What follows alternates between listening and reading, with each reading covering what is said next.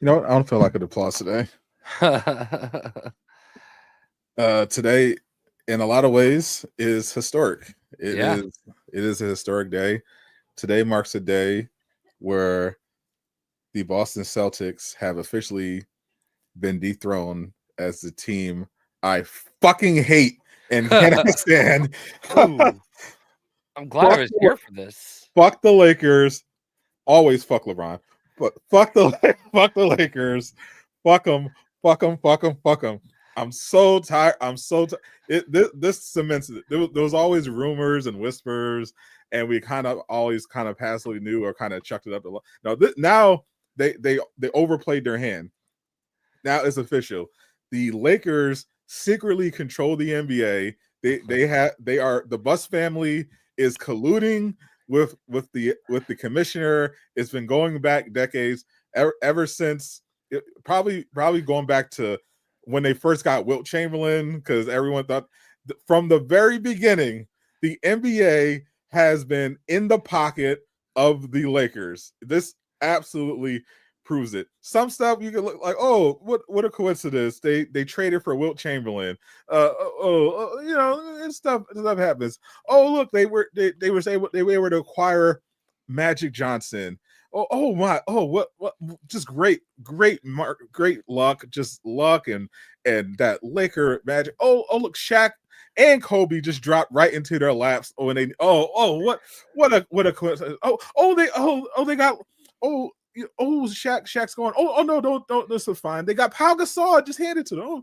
That's the Laker Magic. You can't call it. It just happened. Look, they got Anthony Davis now. Look how just that Laker Magic. They got LeBron now that Kobe's going. Well, now they're definitely cooked. I mean, now LeBron's 40. They get. Look, they were handed Luka fucking Doncic. What? No way. No, it's official. It's rigged. Dude, I woke up at 3:30 in the morning.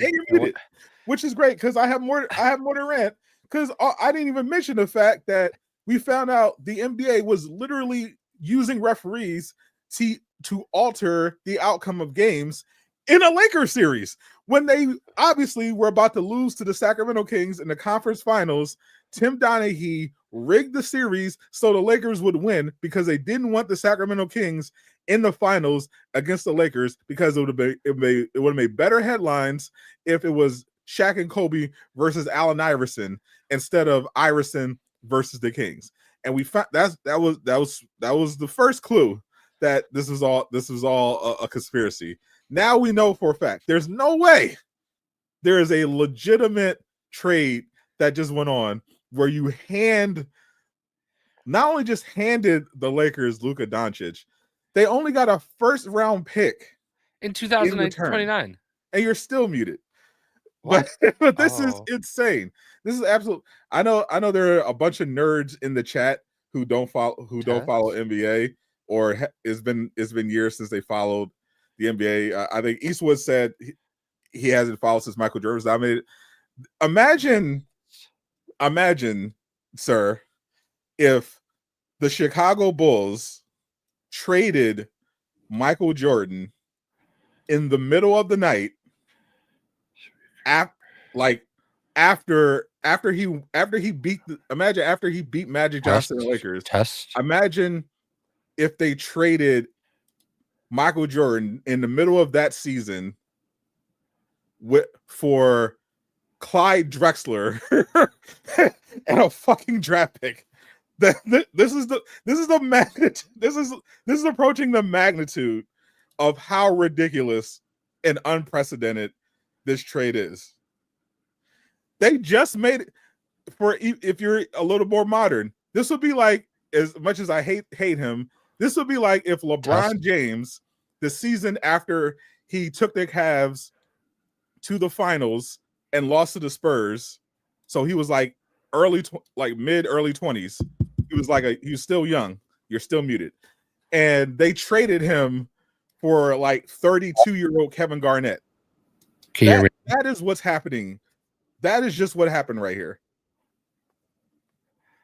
Okay, this is actually crazy. Are you lying? I think Mar was gaslighting you because I can't hear you at all. Wait, Eastwood gets it. I thought Eastwood might get that reference. Yes, it literally would be like trading early 90s Michael Jordan for Clyde Drexler after going to the finals. All right, so you're gaslighting me. I can't hear Jay Shotglass. Okay, so hold on. I can actually play the stream.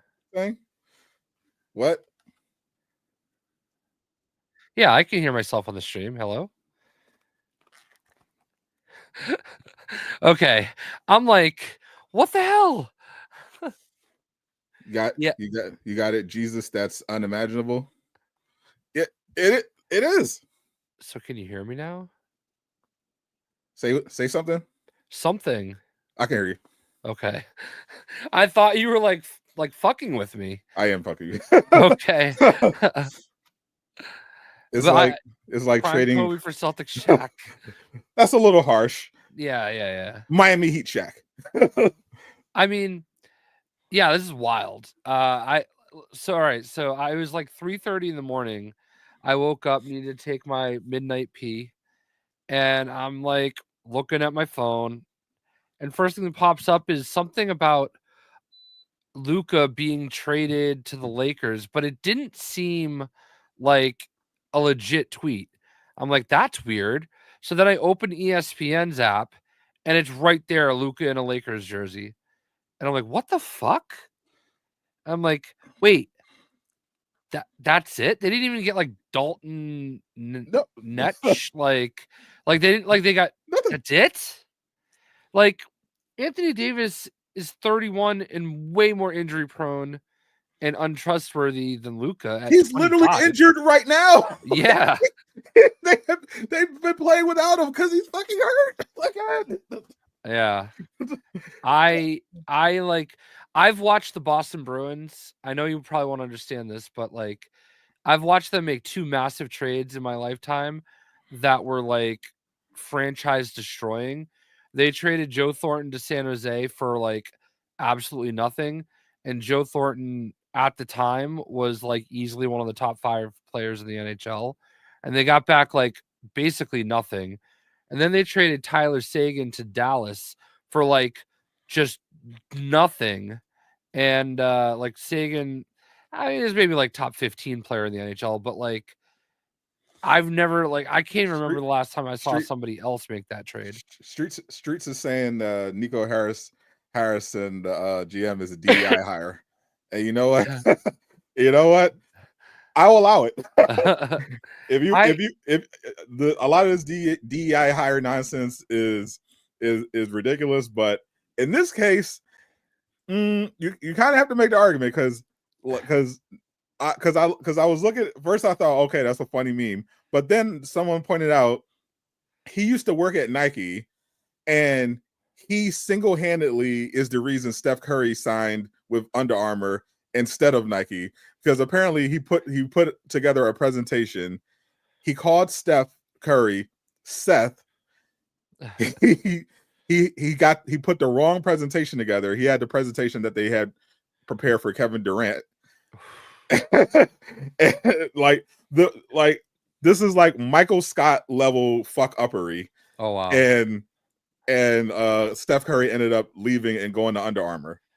Then with the Mavericks, he let Jalen Brunson go for nothing, and he went on to be like one of the top players in the NBA. Yeah. And now this when I saw Shams, Aqua and King sent it to me in the DMs, and I was like, oh, NBA Centel, or one of those accounts, one of those parody accounts pretending to be Shams. Right. And then I clicked on it, I was like, wait, this is actually Shams' account.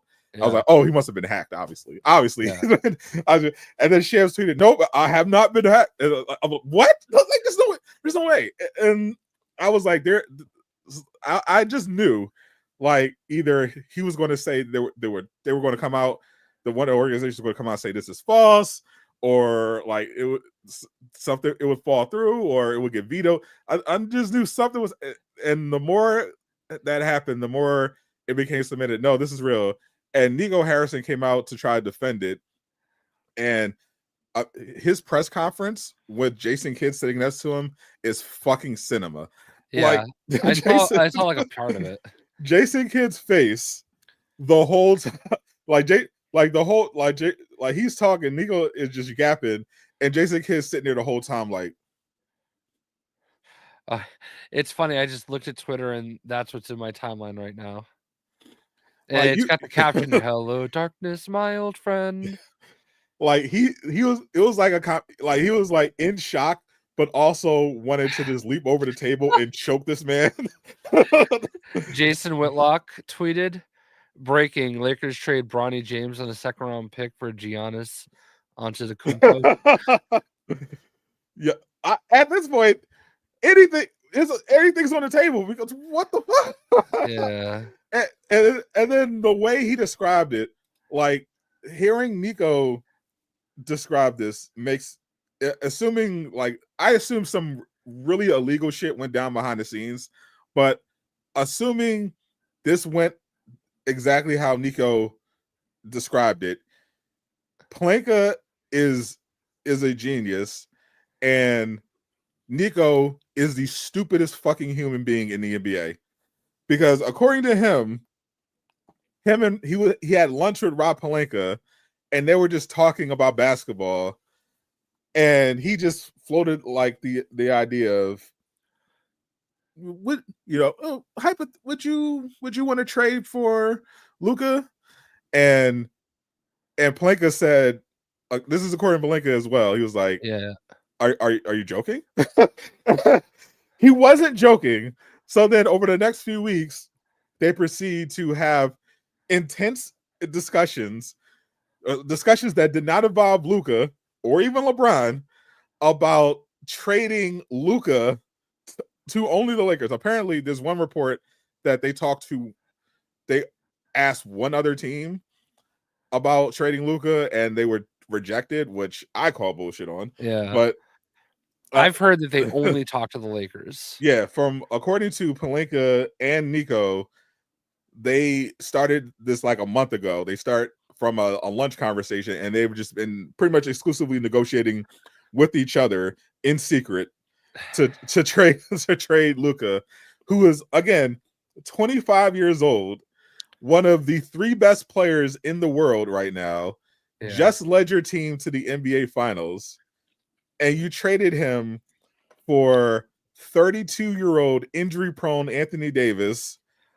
Max Christie, who's like 7th man, and 1 first-round pick in 4 years. In 4 years from now. Not even so. Lakers didn't even give up all of their first-round picks. Yeah. So the Lakers theoretically can make even more trades after they just got Luka Doncic. Yeah. You know who I love this for, though? I love this for Kyrie Irving. He deserves it. Oh, my God. You know what? My level of petty is just, you know what I kind of wish is, as much as I love what Kyrie Irving for what he did to Boston, because fuck Boston. Just because I hate the Lakers more doesn't mean I hate Boston less. But I honestly, he's such a wild card now because he loved playing with Luka. He loved his time in Dallas. I feel like, you know, he could if they announce tomorrow that Kyrie Irving just declared that he's retiring from the NBA, I would not be surprised at all. No, I would be the surprise the least because I know that it's all about Kyrie. No, I would, because he's floated the idea of retiring before, because he's because you said he prioritizes more than just playing basketball. He's made enough money, like, and he's 30, he's 32, 33 right now.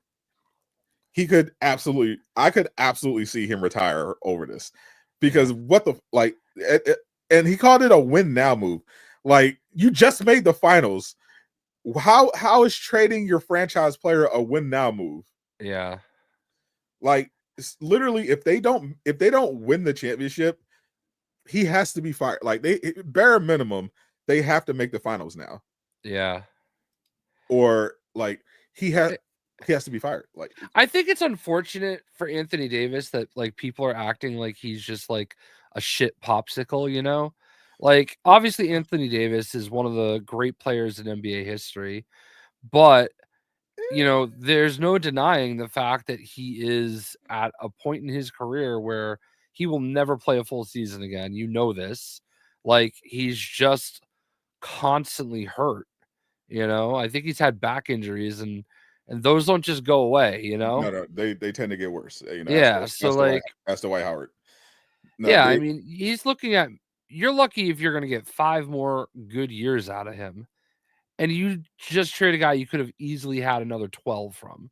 And sure, he's a little lazy sometimes, and sure, he's getting a little pudgy here and there, but like, that didn't stop him from like playing every minute of like every game, you know, like I think so. The one thing is, like, I noticed with someone pointed out with the trade, it gets them under the luxury tax. And I was listening to Bill Simmons' podcast, and they were talking about, because they were trying to figure out what possible reason this could be, and they thought of, okay, yeah, Luka, he's been injured this year, he's got weight issues, okay, he was due for a supermax extension this summer, so maybe they didn't want to. So I'm thinking, like, I think one of the last times we saw a trade this stupid, but obviously not nearly as bad as this. But when Harden was traded from the Thunder to the Rockets, and that was driven by the owner. Their owner didn't really care about basketball. He was a cheapskate, and he was like, I'm not trying to spend a lot of money. I don't care if we made the finals. I don't care if we're a contender. We got to save some money.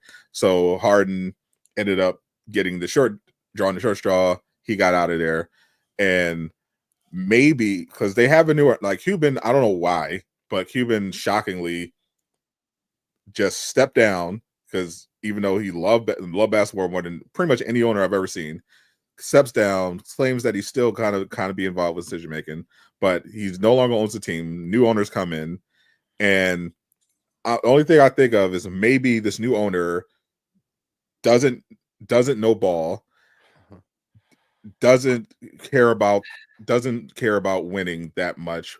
Didn't want to spend 340 something million, I think was the extension, and was like, okay, I'm not paying Luka 340 million. I don't like this luxury tax thing. Get rid of him, figure it out. And Nico was like, shit, and hey, I have lunch with Planka. Maybe I can float this by him, and then this unfolded, and of course Nico, being a moron, got the worst possible trade out of it. But maybe this came down as an edict from ownership, where it's like, you got to save money, get rid of Luka. In which case, this kind of makes sense. Obviously, just the idea of trading him kind of makes sense, because now they have one Laker draft pick that will probably, I mean, now that Laker draft pick isn't even fucking valuable anymore because they have Luka. But it's 4 years from now. Yeah, like 4 years from now, the Lakers are going to be good because they have a 25-year-old Luka Doncic. But so that draft pick's literally useless. and but Anthony Davis, I think his contract is up soon, so they're already under the luxury tax. So maybe you don't re-sign 30-something-year-old Anthony Davis when his contract is up, or you trade him for something after you fail to make the finals and win the championship, and then just kind of blow it up and rebuild. But like even in that scenario, like you ruin your window to compete for a championship for what money? Like this is insane. Yeah. I'm at a loss. I can't even, like, there had to be, I swear to God, other teams could have put together a better package. You Anyone, know? anyone, like, are you Like, kidding? I don't know, man. Like, and I just don't even understand the draft pick scenario. Like, how are you not getting like 10 draft picks out of this? You know? Keep in mind, 35-year-old Kevin Durant fetched like what four, like I think it was like 6 draft picks total, Yeah.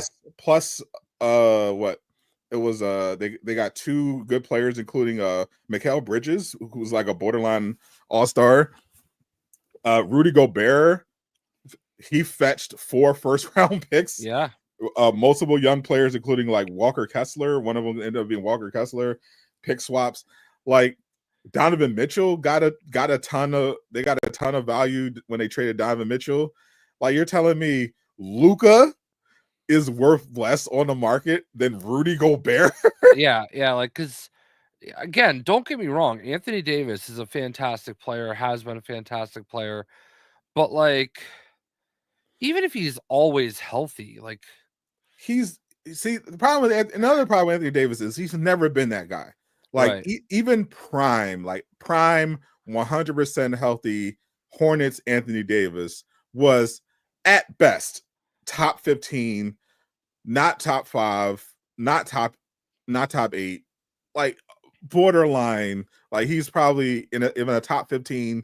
He was probably 10, 11, 10 through 15 in that range. He was never like, okay, this guy's the best player in the world, or he's in that conversation of best player in the world, like say Giannis has been, or LeBron, Kevin Or Durant, Tatum. Nick. I would never go there. Jokic, Shai Gilgeous-Alexander, that tier. We're like, oh, like there's never been a moment where you're like, oh, that's clearly like Tatum. I agree. Tatum is top 8. I never saw Tatum be top 3 or top 4. I've never seen him have a moment like that. He has pretty good regular seasons. In the playoffs, he has a lot of games where he doesn't show up. The Celtics seem to really win when they aren't choking. Yeah. When they actually do win, it tends to be because of like a team effort rather than just Jason Tatum being like, okay, I'm the best player in the world and you can't do shit about it.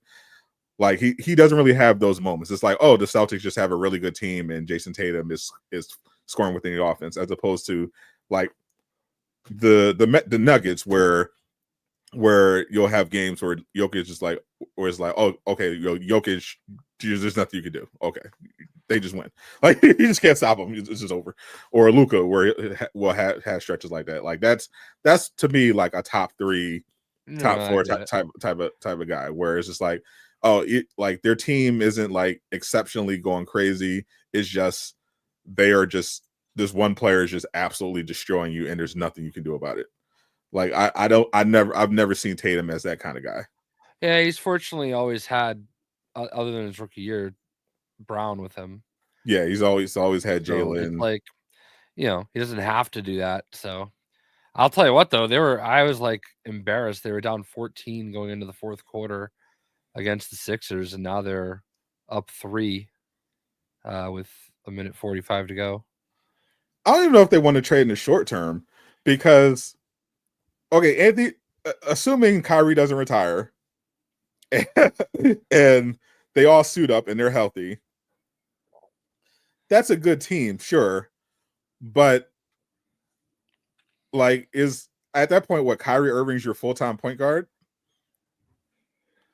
and slash shot creator? Like he no longer has Luka to carry the load for him, and he's what 32, 33 now. So you're going to just have Kyrie play the Luka role every night at 33 years old, trying to both like work the two man with Anthony Davis and just try to dominate. Like not like meanwhile the Lakers, their defense is atrocious right now on paper, but I mean they've got Luka, they've got LeBron, they've got Dalton Connect, they've got Austin Reeves, and they still have their other draft picks. They can make more moves. I can't believe they didn't come out with Reeves or Dalton like either one of them as part of that trade, you know? Like Max Christie, okay, fine, he's a nice little player from the bench. He's solid, but young kid, but like, I mean, I don't know, man. It doesn't. There's no scenario. Like, I honestly can't put together a Lakers trade that makes any sense on paper, let alone what was actually made. You know, like you could have even done like Dalton and Reeves with Anthony Davis, and I still would have been like, I don't know about that. You know what I mean? And they didn't get either. Like, yeah, okay, you can make this he's fat or whatever argument for Zion because Zion never plays and like Zion's lack of being in shape actively prevents him from playing at all or really contributing, and that's just been the story of his career so far. Luka actually plays. Not only that, he plays at an all NBA level. Yeah. Like you can't make this argument that he likes donuts and he's out of shape when he just carried you to the finals and has consistently been an MVP candidate and a top 3 player. There has to be something more going on behind the scenes. Like they have to like absolutely just fucking hate his guts to make this trade. Like without consulting, not only did he not consult him, they didn't shop him to other teams, like make it known. It was just like, no, we're just going to move him to the Lakers. Like, this makes sense if Luka came to them as like, look, I'm not signing the extension. Trade me to the Lakers. I'm not going anywhere else. If you try to trade me anywhere else, I'm going to tell them I'm not signing with them. Figure it out. Luka didn't say shit. I feel like they probably just assumed that he wouldn't oppose to going to the Lakers. So I don't know, man. But like, there are some guys that don't have to be in great shape. Larry Bird was never like the greatest physical specimen. You look at Larry Bird and he's just this corny looking white guy that happened to like be competitive as fuck and shoot the lights out, but he never looked like he was like a beast. People said the same thing about Nikola Jokic. It doesn't matter if you don't have the body of LeBron James. If you're a top 5 player, like you're trying to make this argument like as if Luka has just been not playing at all and is just consistently like out of shape and not be able to contribute. He plays generally most of every season. He's performing at insane levels, like rarely seen before in NBA history. Yeah. And he just led you to the finals. Like, you can't, while injured, by the way, multiple lower leg injuries, by the way, that he played through and got all the way to the finals. There's no justification, even if he thought he should have taken his fitness more seriously. Like, he wouldn't be the first NBA player who didn't take fitness as seriously as they could have. That still dominated. Shaq didn't take his fitness seriously. Luka definitely took it more seriously than Shaq did. And Luka has been performing better offensively than Shaq has ever done. Like, you can't make this argument that he's some kind of liability with those numbers that he has. I mean, he doesn't play defense a lot. Like, he does low fun defense. I mean, when he wants to, he can play it too. Yeah, see it. Like, yeah, he's had games and stretches where his defense has actually been really good, but he also has an unprecedented offensive responsibility.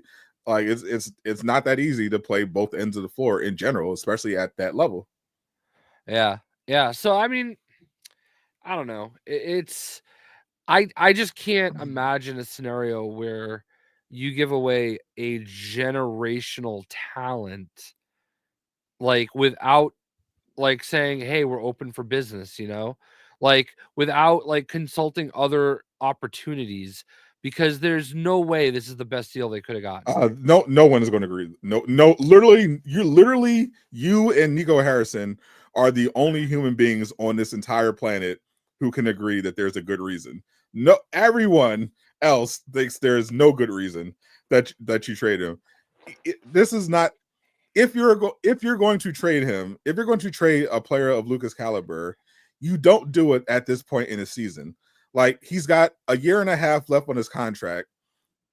He's due for an extension this summer. You wait until the summer. If he doesn't make a trade demand, you wait until the summer, wait to see how the season plays out, and then you kick the tires, start shopping him. If assuming the reason is purely fitness, not his actual performance, assuming it's fitness, then you make it known what you want. If he doesn't comply, you deal with it over the summer. Yeah, he's not going to be worth any less in the off season, Yeah. Like there other than like, I don't know, like kicking a baby, there's nothing that's going to like deflate his value. Like we're talking generational talent, we're It literally not going makes. to see many players like that, He probably did. No, he didn't. Literally, this never happened. They're saying this blindsided him. Yes, they're saying he had absolutely no idea this was even possible. Literally complete bullshit. No, every single source, everyone involved says Luka was blindsided. Everyone was blindsided. LeBron was blindsided. The coach, Jason Kidd, was blindsided. Nobody, from everything we've gathered, it was mainly Pelinka and Nico Harrison having these negotiations. Luka was not consulted. He did not ask for a trade. This is legit. This is crazy. This is legit. They're finally trading. De'Aaron Fox. Yep. Shams breaking. Sacramento is finalizing a trade to send De'Aaron Fox to the San Antonio Spurs, and a multi-team trade moves Zach LaVine to the Kings. Jesus. Okay, well, this one isn't surprising. This is great for the Spurs. Amazing for the Spurs. Well, I mean, we got to see what they're giving up, but we got to see what they're giving up. But we knew the Spurs we knew De'Aaron Fox was on the market. We knew the Spurs were like the prime target. So this isn't shocking. We knew the Bulls were trying to move Zach LaVine, and LaVine did a great job of improving his trade value. This isn't shocking. This is the Luka thing. Shocking. Yeah. Wow, I'm interested to see. Yeah, Spurs have a ton of assets, so it's probably nothing to them. Yeah, Zach LaVine to Sacramento. Interesting. I mean, Sacramento is just. I mean, they're cooked. They were kind of cooked anyway. What's up, Nava? I mean, no, Nick. we're not like It was a great attempt, valiant effort. No, I think we just need to call it the most simple explanation is that Nico Harrison is wholly unqualified for that job, and he's just a generational moron. Stick to roasting my Marvel Rivals tweets. Yeah. Nick, you shit all the time.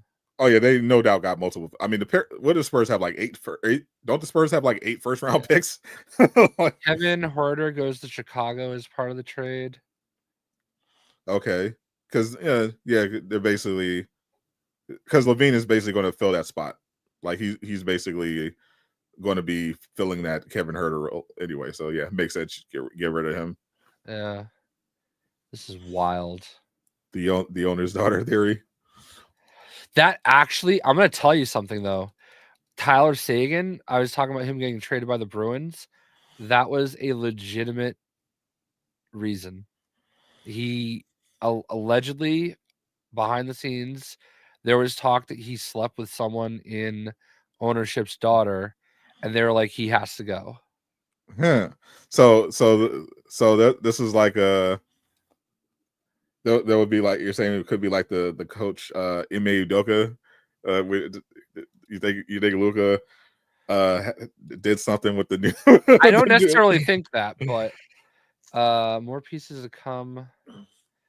But De'Aaron Fox is indeed getting his trade wish to land in San Antonio. Bulls.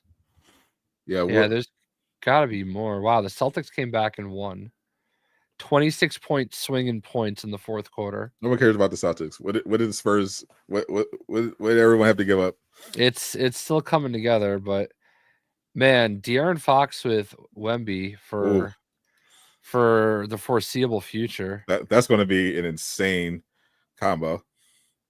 Luka and De'Aaron Fox and Wemby, like Chris Paul, like he's old, but even just having old Chris Paul, you've seen like Wemby like kind of turn up like crazy this year. Having like De'Aaron Fox as a point guard, oh, that's going to be insane with Wemby. Oh, Luka bang Cuban's daughter. Does Cuban have a daughter? I don't know. Because Cuban, this whole thing is where he does Alexis Cuban and Alyssa Cuban. She's 6'6". Holy shit. Alexis Cuban is 6'6", 22 years old. Alyssa Cuban is 18. So I mean, if Luka had a thing with the 18-year-old, yeah, then get rid of him. But Alexis, fair game. I mean, only 3-year difference there. Yeah, I don't know. Luka's 20. Luka's 25. I think Luka and a 25 Luka, 22-year-old. I'm gonna say Mark Cuban seems like the kind of guy that would be okay with his daughter, like getting with an NBA player, especially Luka. Yeah, he probably would. He probably would too great. But here's the thing: what is Cuban's involvement? Because remember, he stepped down from his ownership position, and he claimed like, "Oh, I'm still involved." But is he? I don't think he's involved anymore. I think for whatever something happened, and behind the scenes, and Cuban just bailed the fuck out. Yeah, it is wild. I don't know what happened. I don't think Mark Cuban is involved. I don't think Mark Cuban. I don't think Mark Cuban was consulted on this. I don't think he was involved. I think Nico Harrison literally went rogue and thought he had a good idea. And I think even better. I don't think he got told to by management. I think literally Pelinka just tricked Nico Harrison into doing this. Yeah.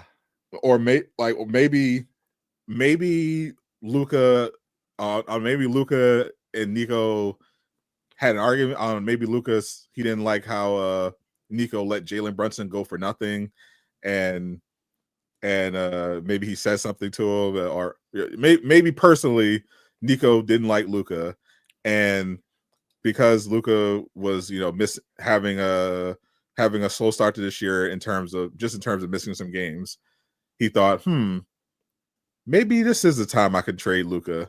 Fuck that guy. I'm a good GM. I'll show him. And then he was just talking with Pelinka, and was just thinking about fuck Luka, and then just brought it up because Pelinka was here. He's like, hey Pelinka, hey Rob, what would you think of getting Luka Doncic? And Rob was like, no fucking way. And was like, I don't know. That's something we can talk about. And then Pelinka just went into agent mode and just completely finessed him, convinced him, you know what, this is actually a great trade for both of us. I mean, yeah, Luka's fine player, but he's out of shape, and he's always disobeying you and not getting in proper shape. He's been hurt. I mean, but if you trade for Anthony Davis, I mean, that's an all NBA that's an all defensive player. He's great. Like having him play anchoring that defense, like you guys could make it to the finals. You could actually win this time, with him as your best player, because he plays defense. Huh? How about just you don't need Luka. I saw a video going around of when they won the West title, and they're like Luka is talking to somebody in a doorway, and Nico like walks up to him and like takes the beer out of his hand and walks away, like basically takes it from him, and Luka's like what the hell? Yeah, and like it's crazy. Yeah, there has to be something. I think this is I think Nico didn't like Luka personally, and decided on his own that he was going to do something about it, and just so happened Pelinka was in the right place at the right time and was able to finesse him into the worst trade in NBA history. All right, we have the full trade.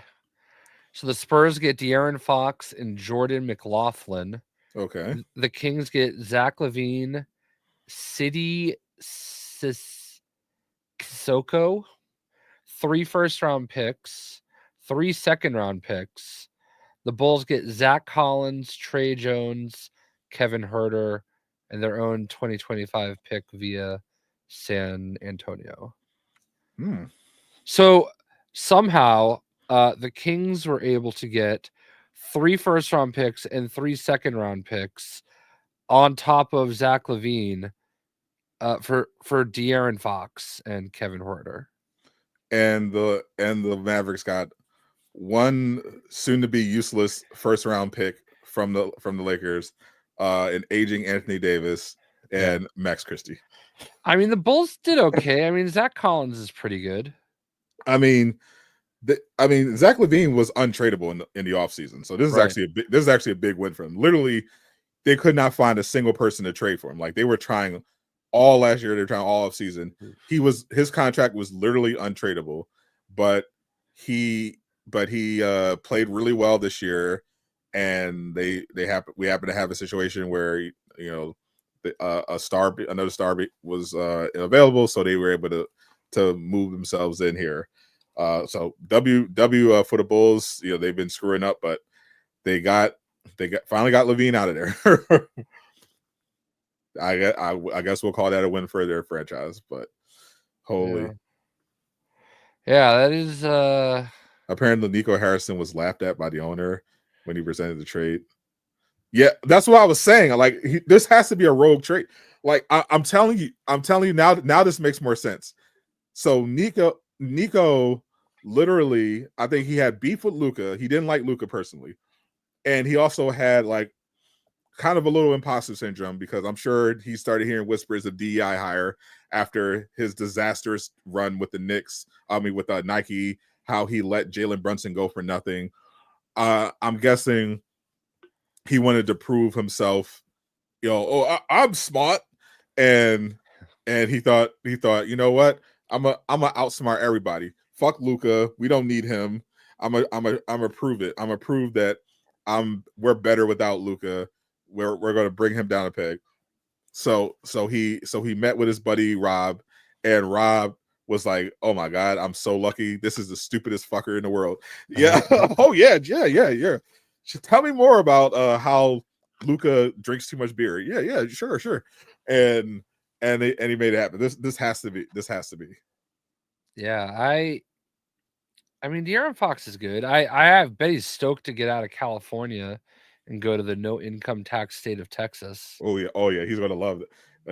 He's been with Sacramento his whole career. Like he hasn't even been in good California. He's been in Sacramento, right? This whole time. It's a state capital, isn't it? Yeah, but yeah, everyone kind of hates Sacramento. I mean, yeah, it's not San Francisco or LA or even San Diego. Well, to be fair, LA's ass now anyway, but still. No, I think he'll love Texas very much. Texas seems like it'll be a good fit for him. Low key, obviously saves a ton of money on taxes. It's got plenty of culture. Austin is basically like the new LA. Yeah, just with less taxes. So and he gets to play with Wemby, more importantly. Yeah, I mean that's going to be huge. Those two together for a long time. Yeah, they're both young. This is Wemby's second year. De'Aaron Fox is like mid-20s. Yeah. Like, yeah, this is how old is De'Aaron now? Zach Collins not as great, having as great a year as I thought. He's only 27. Is Zach Collins? Zach Collins, that's clearly like salary filler, but he's not a star by any means. He's a stretch big. You know, he'll hustle. He can shoot a little bit. You know, he's not like a game changer. Who's Jordan McLaughlin? He's like a journeyman point guard. He's okay. He's okay in NBA 2K. I guess he played with Minnesota most of his career. Yeah, he's all right. I mean, again, yes, he's like salary filler, but that gives them another point guard, I guess. You know, if they need it, he's okay. If they he's like a bring in like a ninth man, you know, give you some solid minutes. Yeah, the highlight is definitely getting De'Aaron Fox to pair with Wemby, and now they still have, so they only gave up 3 first-round picks. Yeah, 3 first and 3 seconds. So they still have a lot of draft capital. They've got cap space. They've got they're going to be, Spurs are going to be scary in the future, because I know a lot of people are going to want to play with Wemby. I think Fox is one of them. Like he still did want to play with Wemby. So this is going to be interesting. It's not going to be long before he's competing in the playoffs, especially if one of their draft picks turns into Cooper Flag. Yeah, imagine. Yeah, it's very interesting. I mean, you still got the Jimmy Butler situation, that's and then not only that, out of nowhere, Terry Rozier, he's in some a rough spot. What happened with Terry? Oh, you didn't hear it? Being investigated for point shaving. Ooh. Yeah, it's part of that who got busted from Toronto over the offseason. Oh yeah. Michael Porter's brother. Yeah, right? It's part of that investigation. Terry Rozier is caught up in it. Ooh. So yeah, it's fucking with the parlays. Oh no. bad week for bad month for the Miami Heat. Oh yeah, they suspended Jimmy indefinitely. I'm gonna be honest with you, Jimmy Butler's a bitch. Okay, how dare you? I listen. Say it to his face. He's done this in every team he's ever played for, and he stood on business everywhere. Yeah, and I mean, like, I don't know, man. Okay, all right. That's okay. When with the Fred Hoiberg situation, he was completely in the right. With the Sixers situation, he was completely in the right. With the Minnesota situation, he was completely in the right. The only thing you can argue here is that he handled this wrong. He went about this the wrong way. But you can absolutely not like come on, like the Minnesota Timberwolves. That was first of all, that was epic. So it's like absolutely torching them in practice with the reserve unit, and then going on and doing an interview right after. That's legendary. That's legendary shit. But you know, I'm just saying, everywhere he goes, he pouts his way out the building. You know, that's the thing. He wasn't pouting his way out. Like that Bulls team was bad. Look, it was badly assembled. Hoiberg was a bad coach, and then like this Michael Carter told a story. It's fucking funny every time I hear it. He said they called a meeting, and Hoiberg went up to Jimmy and said, "Okay, obviously this starts with me and you, Jimmy. So tell me what's going on." He gave Jimmy the floor to be honest and share his thoughts. And Jimmy said, "Well, first off, you're soft. Second, I don't like you. And third," and then Hoiberg said, "Well, fuck you, Jimmy." He was like, "Oh, well, now it's fuck me now." So I don't blame Jimmy for that at all. The Timberwolves situation wasn't him trying to be traded.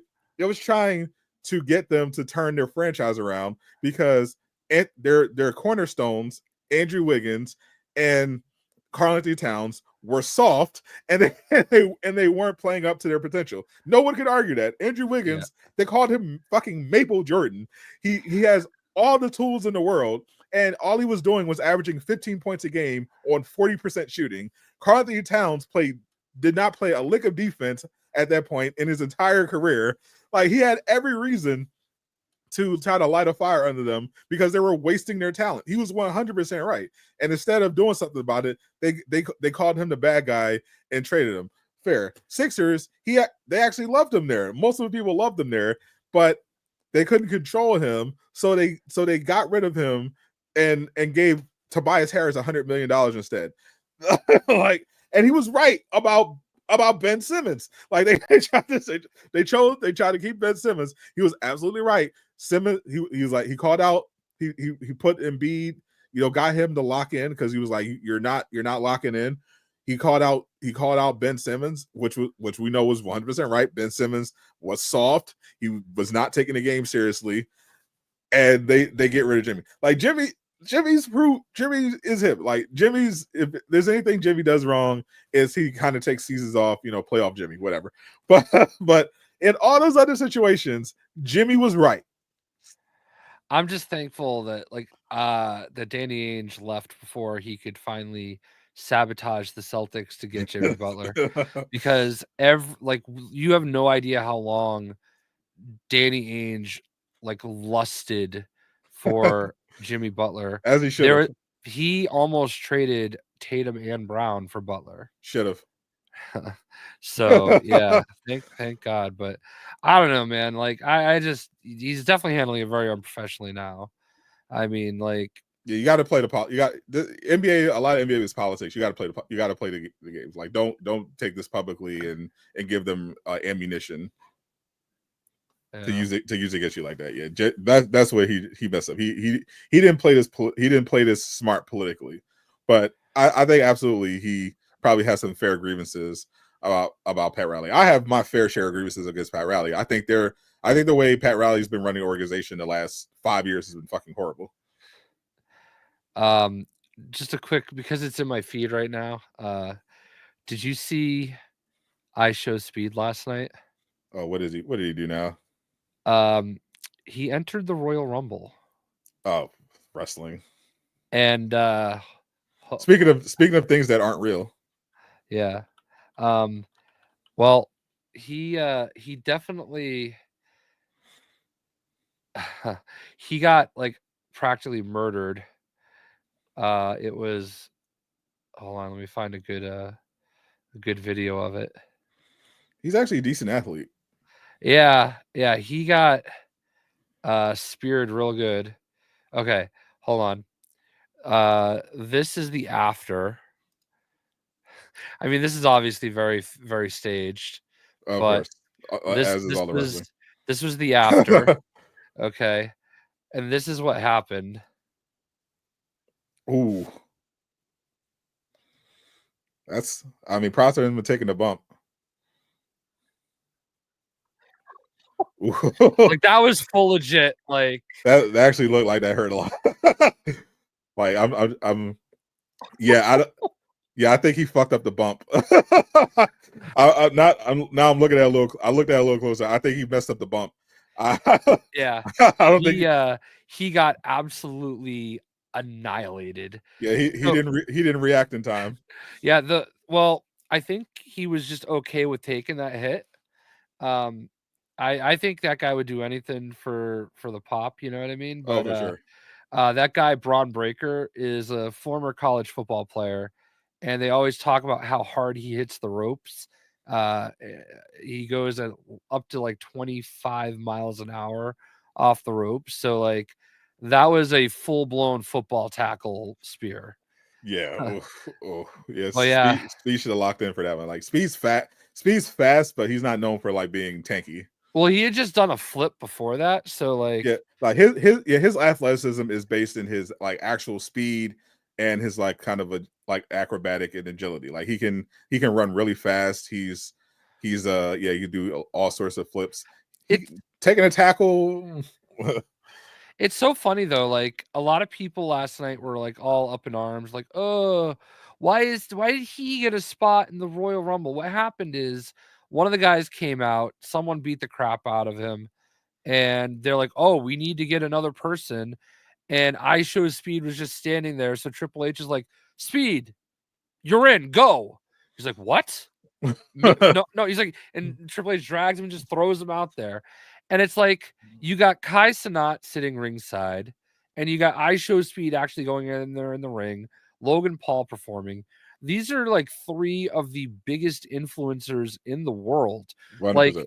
IShowSpeed was just down in South America somewhere. I don't know which country it was, but like he just happened to show up like downtown, and there was like 10,000 people there for him in some random South American country. Yeah. Like these are, and that is exactly why WWE is doing this. They're working with huge people that are massive influencers that like people are going to watch and say, "Oh, this is cool. I want to keep watching this," and Yeah, like it's smart. This like is actually very smart. like Kevin Hart was smart to get in on it. yeah, like don't get me wrong, I get it. Like these guys, like the Royal Rumble is my favorite wrestling event of the year. You were live streaming it actually. I tried something different. It was fun. Um, I love the Royal Rumble so much, and like actually getting to go to it 2 years ago is like life goal, like a You dream know come what? true. You know what? As much as I make fun of you for your wrestling segments, as a former wrestler fanatic, I get it. I too used to love the Royal Yeah. Rumble. Yeah, so like yeah, sure, taking a spot away from somebody else sucks, but like I feel like that segment worked, especially because he took that nasty hit, and now you're seeing Braun Breaker holding him over his head everywhere, laughing. I mean, I actually saw oh wait, hold on. Shit, who was it? I just saw the funniest thing. It was like Marvel Rivals related. Ah, fuck. Who is that guy? I'll find it again. But there's like all sorts of memes about it all over the internet. Um, I wish I could. Is a big graphic designer guy. Yeah, this is as far as I'm concerned, this is great advertising. Yeah, they could have had someone in there, but would they have would the person you put instead of Speed have gotten as big a reaction? Are they as famous? Like, no, this is a smart marketing move. Right. So like, I just feel like you just kind of have to just roll with it. I wrestling fans are not the most rational people. Clearly, I Um, mean, they follow wrestling. but yeah, God, why can't I think of? Jay having a senior. I'll find it. It was a perfect. Oh, also another thing that's come up tonight. Kanye West showed up at the Grammys, Oh, I and actually just saw a video of his deposition. It's very funny. yeah, well, he walked the red carpet, and we will not be showing that. Uh Um, is he remarried, or is he just dating uh some he got girl? the last Kim Kardashian lookalike he was dating. They got divorced from what I remember. Well, whoever he's with now looks like Kim Kardashian, and oh my God, she took off her jacket and was wearing basically nothing. Just like the last one. Like That the all the goods. So we will not be showing that. Oh yeah, we don't want to get Uh, the street take it down. Yeah, I'll find it eventually. Oh, why Yeah, can't yeah. I think the Kim Kardashian lookalike he was married to was, I think her name was Bianca. Oh no, that's her. That's Bianca. I thought they were getting divorced. oh oh so you're looking at it. Yeah, I've seen her. She's taking off her leather jacket. Oh yeah, she's literally Nick. She's wearing something. She's wearing a see through plastic bag. Yeah. Like, it's literally like see through. Like, she's literally naked, but Yeah. she's got like plastic wrap. It literally looks like she has plastic wrap on on her body. Like, that's literally she's literally naked. Yeah, it's wild. Yeah, that's her. Yeah, that's what she's known for. I mean, I thought they were getting divorced. I am not complaining. I'm telling your wife. Oh, all right. Here, well, this isn't but it's still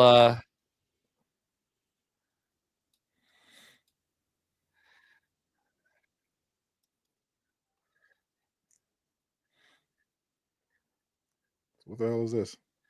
This is outside the arena. Oh, Dallas. there's the Malice. I saw the Dallas logo on the car. On the car there. Yeah, Dallas Maverick fans are in shambles right now. Yeah. The song playing in the background is "When I See You Again." Like legitimately, if the Mavericks don't go on like a 30-game win streak, Yeah. there's going to be riots in the streets. Like this is a wow. Okay, here's IShowSpeed's tweet, like his own tweet. It said, "No more WWE." You can kind of get the whole view here. Whoops.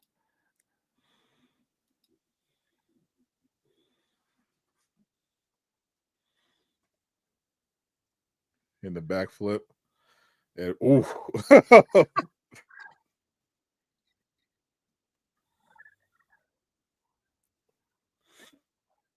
Oh my god. Yeah. Yeah, he got the whole experience for sure. He I don't know, he looked like he was having fun at least. Yeah, you know. A couple of those look like that looked like it hurt though. Oh yeah. Yeah. Oh, I wish I could find this picture. It was so good. I should have saved it. He really leaned into it. Anyway. So Jay, we haven't talked about any other nerd shit. I know. Today it's been, but I knew going in, I was like, we're definitely gonna we're definitely talking a lot of NBA today, so bear with us. But did you at least do any homework this week? Did you watch your Friendly Neighborhood Spider-Man premiere? I did. I watched the first 2 episodes. Oh, good.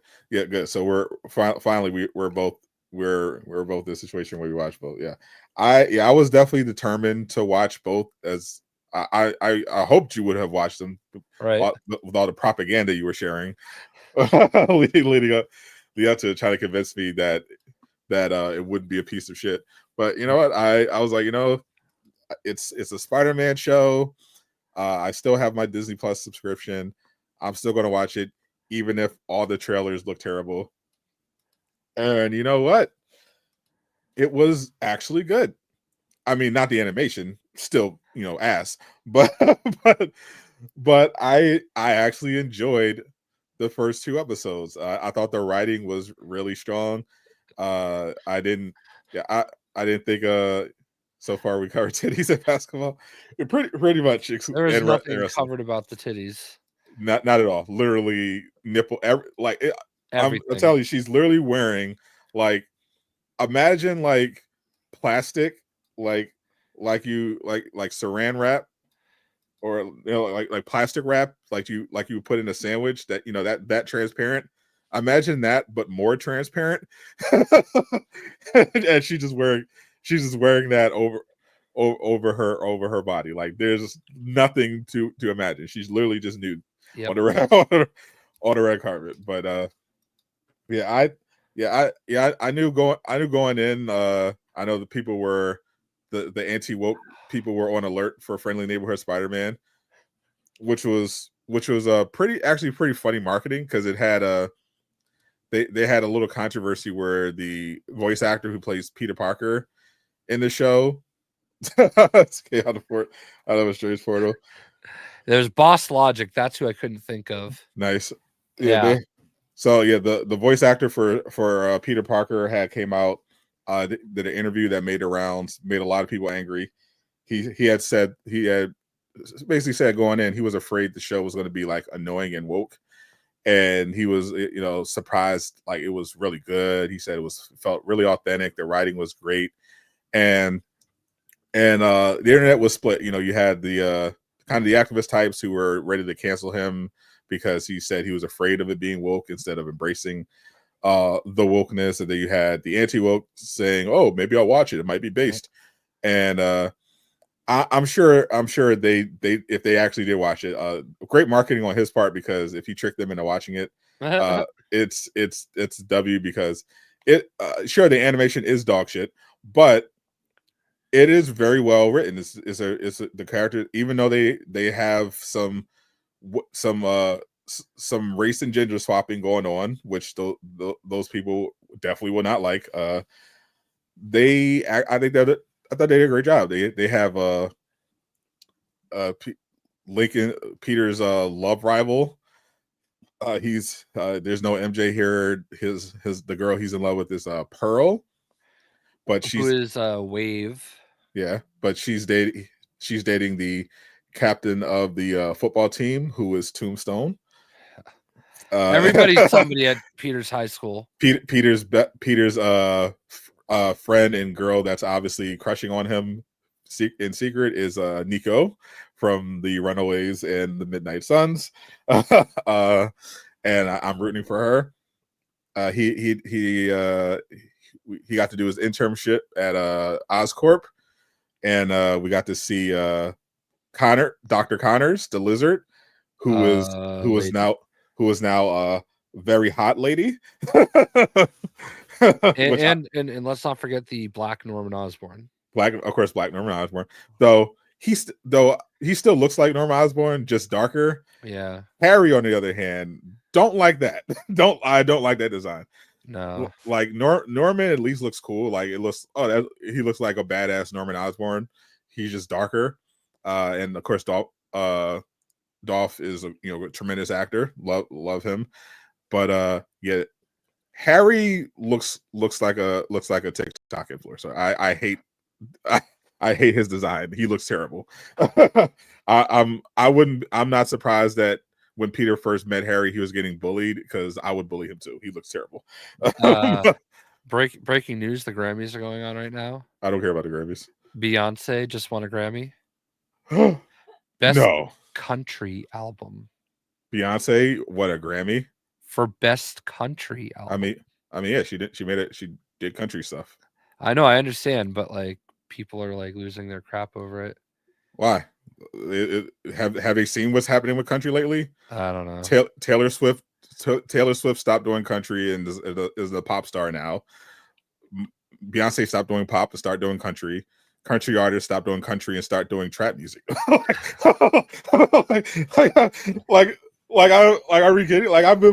been tapped in a little bit to country, and every time I see a new country song, it's basically rap.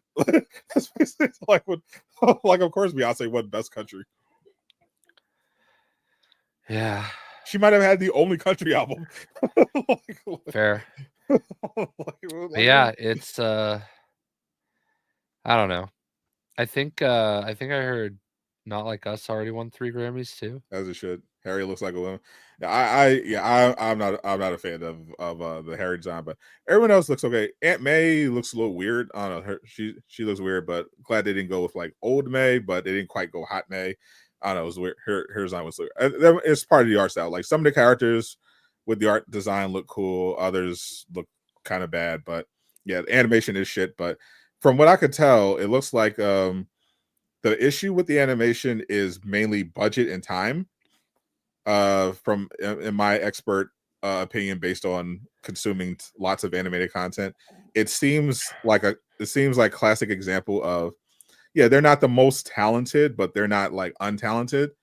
And this clearly looks like a situation where they didn't have enough money or time, because you can tell from experience when an animated show is like kind of picking their spots, where it's like, okay, well, we want to make sure these fight scenes are really well animated, and we can like kind of cut corners here. You see this kind of all the time with like big weekly anime, like Dragon Ball, Dragon Ball Z, for instance, Dragon Ball Super most recently, it was like a nearly 200 episode season, with each episode coming out weekly. So obviously you can't have like insane level animation like for like nearly 200 episodes on weekly. That would get like kind of insanely expensive.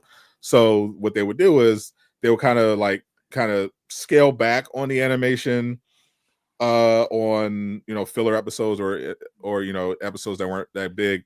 But then with just like it was a serious battle or something like that, then they would kind of turn up the sakuga and everything like that.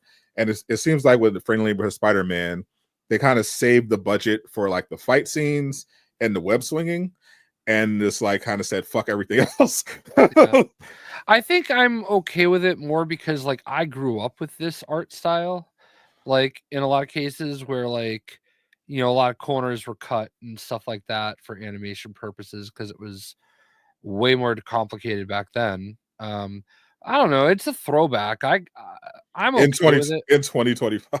I get it, but like, like there's something to be said for like I I like the remix of the opening song, the intro. Yeah. Like they go with the classic Spider-Man, and then Yeah. it like kind of remixes a little bit. Again, like my problem, like aesthetically, isn't it's just like the literal technical animation of it Yeah. is bad. Like aesthetically, that's fine. You can go for the comic book style. I'm just talking like from a technical standpoint, the how stuff is rendered, what they're doing with the background characters, the fluidity, the motion, all of that is quite low quality, and I think that seems to be a reflection of the budget, which is crazy, but Disney is going to Disney. Yeah, I mean, I'm glad it's at least entertaining. You know what I mean? Yeah, it's very because I knew going in, like I don't, and I said this before, like I don't mind watching a show if it has janky animation, if like the writing is really good. Like I just watched the other day Trigging Game, really like that anime. Absolute dog shit animation and art style. Like the art, like the characters and the animation is shit. The style and the actual technical animation is shit. But it's a really good show because the story and the writing is the character writing, the plot, everything, the pacing. It's really well done, really compelling. Orb on the Movement of Earth. That's another. That one's on Netflix along with Sakamoto Days, which you were watching. Actually, several of the best anime. I am a little annoyed with the episode today. Oh, speak on it, Jay. I just don't like that it ended in the middle of the fight. I mean, the name of the episode is part one. Yeah, I don't know. It's not long enough for it to do that. I don't know. That's just me. But I guess theoretically it like picks up where the last episode left off. Like they're still at that park. So Have you never heard of a cliffhanger before, Jay? What the hell? I don't know, man. Like I feel like they could have finished that off, but yeah. I mean, it would have been a whole other fight after that. Because Sakamoto transformed into a skinny form. Yeah, I was wondering if that was like some mirage or something, but I'm interested to see how that. Like, obviously, I'm annoyed because I want to see what happened. Yeah, like you know what? I feel you. I kind of feel you, Jay, because I'm perfectly understanding, but Solo Leveling, currently my favorite anime of 2025, second season. They also ended it on a crazy cliffhanger.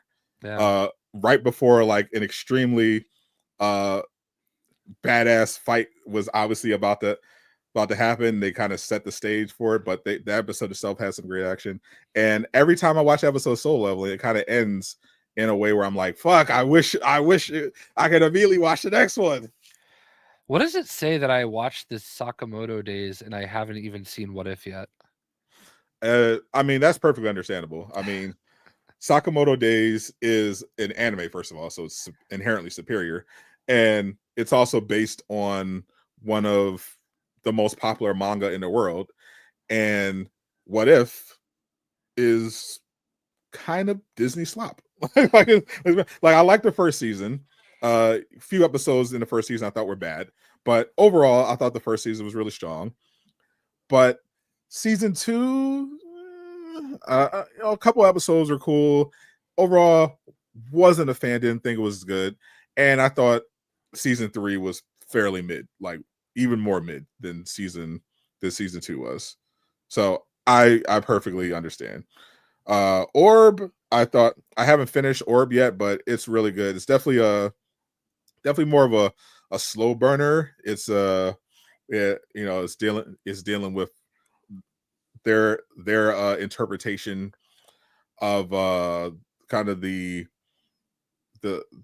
fight to prove that the Earth is round and is not the center of the universe. Dealing with the persecution the church and everything like that. It's a really good show, really good animation, but they don't have to do a lot of action, but it is very well animated, looks nice, good story. I like it. It's definitely not my favorite Netflix anime, but it is really good. That would be Don and Blue Box. Those are my favorite of the new Netflix anime now. Sakamoto Days. The Orb is pretty good. I wouldn't recommend Orb to Jay, but I would recommend I would definitely recommend Solo Leveling. I just saw that Don to Don in my recommended. Yeah, Don to Don, probably the best anime of 2024. I can't keep watching more stuff because I can't even watch the stuff I want to watch. It's dubbed. We'll see. The intro theme song is a banger. Okay, well, listen, I gave you one, and I think it was the highlight of the year so far. I'm just satisfied that Jay's watching Sakamoto Days, and making sure I watch it before the show. Yeah. If I was going to hook Jay on any anime, I'm glad it's like an anime that's like based on a great manga, and it's actually solid. Yeah, I mean, I think it's cute. I still think it's cute. Yeah, it's not. Yeah, so far, it's not like Chainsaw Man level good, but I think it's pretty solid so far. Yeah, I don't like. It's not like world changing to me or anything, but I'm intrigued enough to keep watching. It's no Kaiju number 8 or Solo Leveling, but it's still pretty good. Kaiju number 8 was just in Fortnite. Yeah, oh yeah, Kaiju. I had no idea what it is. It was like the biggest anime of like. But they looked sick. I think you would actually love that show. Oh, if you like Sakamoto Days, you should actually watch Kaiju number 8 instead. Honestly, Kaiju number 8 was fucking amazing. That show was a great. I'm glad when I saw it was coming to Fortnite, I was like, yeah, this is big. Yeah, that's definitely the next big thing. That anime is incredible. I can't wait for the new season of that. That was so good. Don to Don sounds like something starring Dirk Diggler. God, you're old. You're so old. Currently watching Gurren Lagann. Great, another great one. That's definitely one of my favorites as well. But yeah, but yes, Friendly Neighborhood definitely doesn't have animation quality on the level of even a Sakamoto Days, but I thought the story was really good. I didn't mind all of the race swapping and what have you. I thought I actually prefer Hot Connors. I don't know. I thought she was great. I am actually looking forward to it. I hope Peter notices Nico, and they end up together. This is fun. I hope they keep it up. It also ended on a cliffhanger. Yeah. Norman Peter made the mistake of thinking he could change into Spider-Man in the middle of a stairwell, as if that would not have cameras. Right. Probably should have went into the bathroom, into a stall. Yeah, this is gonna be interesting. I don't know how I feel about his biggest nemesis already knowing who he is, but we knew this was gonna happen because in the previews, Norman gives him a suit. Yeah. Also, they very clearly were I think shot for shot, basically recreated the scene from where Spider-Man where Peter walked in and Tony was in his living room. Yeah. Shot. I think literally shot for shot. They remade that scene. So clearly they wanted to have Norman be in that Tony Stark role. Yeah. And kind of, which I think is an interesting angle. Have we kind of saw that angle with Mysterio, have your villain be in a mentor position, right? So we'll see how having Norman know the identity and kind of work with him, see how they end up playing it out. But I like it so far. I think they've managed to make it watchable by not only just making sure the writing is really strong, but also minimizing the poor quality animation and kind of limiting it and kind of spreading it out so that the most important scenes, like the fight scenes and the web swinging, didn't take you out of the action. Because like I can get over like the football scene because I don't care about the football. So yeah, that looking terrible was whatever, or the scene, the infamous scene that happened like right when he was about to get bit, where the background looks so goofy. Well, that's like another thing though. They obviously this is their take and everything, but kind of an alternate origin for how he got his powers. Yeah, that's kind of weird. Yeah, Spider came from another dimension during a fight with Doctor Strange, and he gets bit. Yeah, so interesting. Yeah, and they just kind of skip right through there, the learning. Right, I do appreciate that. Like, yeah, we skipped all the like, let me learn how to get my powers. Yeah, they skip right to the part where he has the homemade suit and he's already, fighting crime. Right. I appreciate it. I appreciate the keeping that part brief because they could have easily just milked that for a whole episode. Oh yeah. I'm glad. I'm glad they understood. Yeah, we get it. We know how he got his powers. We've seen it before. But yeah, otherwise, yeah, I enjoyed seeing Lincoln's, how he's living. They made his story pretty interesting. Wonder, it makes you sad to think he'll eventually be Tombstone, but you never know. Maybe he'll be redeemed. Hope Strange has a big role in the show. I just think it's weird that like just everybody at that high school is somebody basically. Yeah, awful coincidence. A lot of coincidences there. Like even Wave, like, I mean, that's a weird random character, but I will say though, a love interest of Peter Parker nonetheless in the comics. So at least there's that, but yeah, it's still weird. I mean, it's a high school for geniuses. It's bound to attract who's people of note in the Marvel universe. I'm just surprised they didn't have that Wakandan just be Shuri. Yeah, in, Oscorp, like a random Wakandan genius. I mean, Amadeus Cho is one of them. Yeah, Cho. Yeah, literally Hulk was there. I mean, that adds up, but like still. And then they had the Wizard as like the head of the interns. Oh, I didn't actually pick up on that. Yeah, he's the Wizard. So yeah, everyone is somebody. yeah. So it's just kind of like so that was one that went over my head. Yeah, Tombstone and Marvel Spider-Man 2. He turned his life around, and the Tombstone and Friendly Neighbor Spider-Man seems like a great guy all around. Like he was obviously judged from the out. It was actually really clever how they set it up. Like where we're looking at him from Peter's perspective. Oh, he's like this tall, attractive, super athlete who's dating the girl of his dreams.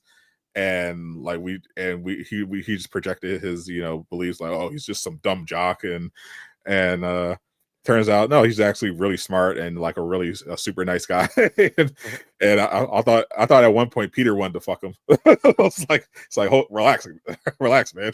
But then you get to his get to his home life. He's on the other side of the track, so he's clearly there to try to get his education, try to get as many opportunities as possible to help his family. I appreciate it. I think his turn to crime, if it happens, is going to be a sad one. But he's clearly not a evil guy, so I'm looking forward to seeing how they play that one out. I'm sure he's going to get pushed into it by the system. Yeah, I mean they definitely hinted at it, like when they showed his walk home from school. Police were immediately checking him out. I was like, oh shit. I'm glad they didn't pull a Falcon and Winter Soldier and just have a whole scene where the cops pull out their guns. It's like 20 cops pull out their guns and Peter's not next to him, and he's like, "Is he bothering you, sir?" I ordered something from Amazon like a month or so ago, and it finally came in. It is Jeff. And now whenever I get swallowed, by some asshole Whoa. Jeff. I just punch it a little bit. I broke it. That's Actually animal. it was never attached. That's animal abuse. Yeah, call PETA. I will. I also got this. Dark Times remastered. I honestly, I'm it's weird. It's just when I'm playing Marvel Rivals, I'll have like random I'll see just random trends of character picks. Like for one stretch, it was just like everyone's just picking Rocket, and today people just kept fucking picking Jeff, and Jeff is even worse than Rocket because when he goes underground, he can't like do much. Yeah, because at least Rocket can like heal bot a lot. Like even when Rocket's escaping, he can still heal. The orbs are bouncing all over the place. He's got his revive beacon. He can give the team 40% damage boost in his ultimate. And he can pull out those health. Like he has value even if it's annoying when he's like when you only have two supports and one of them's Rocket and he doesn't have a defensive ult, and your Punisher is 0 for 13. So, I got Suda Centurion today. Ooh. So we got that going for us. I'm finally reaching the point where I'm okay like slowing down a little bit with Rivals, like because it was really holding me into wanting to play like every day and keep leveling my characters. But I'm allowed to say that I am playing Avowed. I can't say much more than that. I did have a conference call with Xbox this week, and it went extremely well. I was very excited to come out of it. Did it tell you all about the new Xbox games that are coming to PlayStation? No, it was just really it was like a get to know you with their PR. It was just like, was Cammy there? No, we talked about Cammy. It was just me and one of their publicists, like just doing a one-on-one call. As you do, Big Shot Jay. And she just wanted to know like, what it was a get to know me kind of thing because I'm just starting to work with them on stuff and like what I'm interested in and stuff like that. And she's sending me the new red translucent controller. So I'm actually pretty hyped about that because I had just pre-ordered it. And she's like, yeah, if there's anything you need, just let me know. And, if there's any like product or whatever. And I'm like, oh, that's funny. I just pre-ordered that new red translucent controller. She goes, oh, let me see if I have one. I can just send it to you. I'm like, oh, yep. We got to start calling you J Xbox now. Yeah, I like it. I like it. So, listen, I like what Xbox is doing. I mean, to me, obviously I DM'd you about Fable is going to be allegedly launching on PS5? At launch on PS5 along with Gears of War E-Day. Forza is officially coming. Yeah, to PS5. I love it though. I think it's great because like I want people to play the games they want to play wherever they want to play them. I think that's a good thing. I think people, I think people should absolutely be able to play all these exciting new games on PlayStation. And I think, well, I mean, PlayStation certainly isn't giving it to you right now. Oh, fuck it though. I mean, let's be real. Like they have because they won. That's what happens. Yeah, like all their games right now are getting canceled. It's kind of crazy. I'm not going to sit here and say that all these games that Xbox is putting out have been fantastic. Like they've all had their issues. I can't say anything about Avowed yet. But like, Starfield wasn't perfect, but you're gonna get that at some point, I'm sure. On PS5. Honestly, I'm still not playing Starfield when it comes on PS5. Yeah, I mean, no, I honestly loved Starfield. It was a really good game. I enjoyed it a lot. But like, I understand why people have their issues with it. I'm gonna play. I'm gonna play Outer Wilds and Outer Wilds 2 instead. Yeah, Outer Worlds, you said. I'm glad I got you to play Outer Worlds. Yeah, because that game is really fun. Yeah, I would definitely play it. Yeah, if I want to play a big, super immersive RPG, I've got Crimson Desert this year. We've got that vampire game from the former CD Projekt Red developers. That game looks amazing. We got the sequel to No Man's Sky coming, Light No Fires. We got Undefeated Genesis. That's Superman simulation sequel. That we're gonna have some crazy shit coming up. But Yeah. shout out to Xbox for bending the knee and hooking us up. I mean, they're making a shitload of money off of it. As they, I mean, that they made the smart business decision. They were like, hey, you know what? People aren't buying our consoles. They're buying a lot of PlayStations. They're spending a lot on Steam. Let's pivot here. Yeah, and I feel like there's gonna be a day where PlayStation at a bare minimum is doing it with PC day and date all the time. For sure. Like I think you're gonna stop seeing the like 2 years or whatever between, Spider-Man 2, launching on Steam, They probably want. They're probably going to want to clean that process up because Spider-Man 2. We didn't get to talk. I don't know if we didn't get to talk about that yet, but Spider-Man 2 officially launched on PC. Launched debut number 1. Didn't do nearly as well as say Ghost of Tsushima when it came on PC, but the biggest issue apparently is that Nixus, which usually has a pretty good reputation for PC ports, apparently dropped the ball here because currently the Spider-Man, last I checked, Spider-Man 2 had like a 50% positive reviews and like 40 something percent negative on Steam, and they're mostly about performance problems. I need to take my union mandated bathroom break. You go on. So I will be back. Yes, we can talk about Jay behind his back. Sorry. No, I love. I was looking forward to playing Fable. I mean, I wasn't impressed particularly by the trailers, but when I was deciding whether or not I was going to get a PlayStation or an Xbox, the only reason I considered an Xbox, especially with the PS5 having no shortages, the only reason I even considered an Xbox is because I thought eventually we were going to get a Fable game.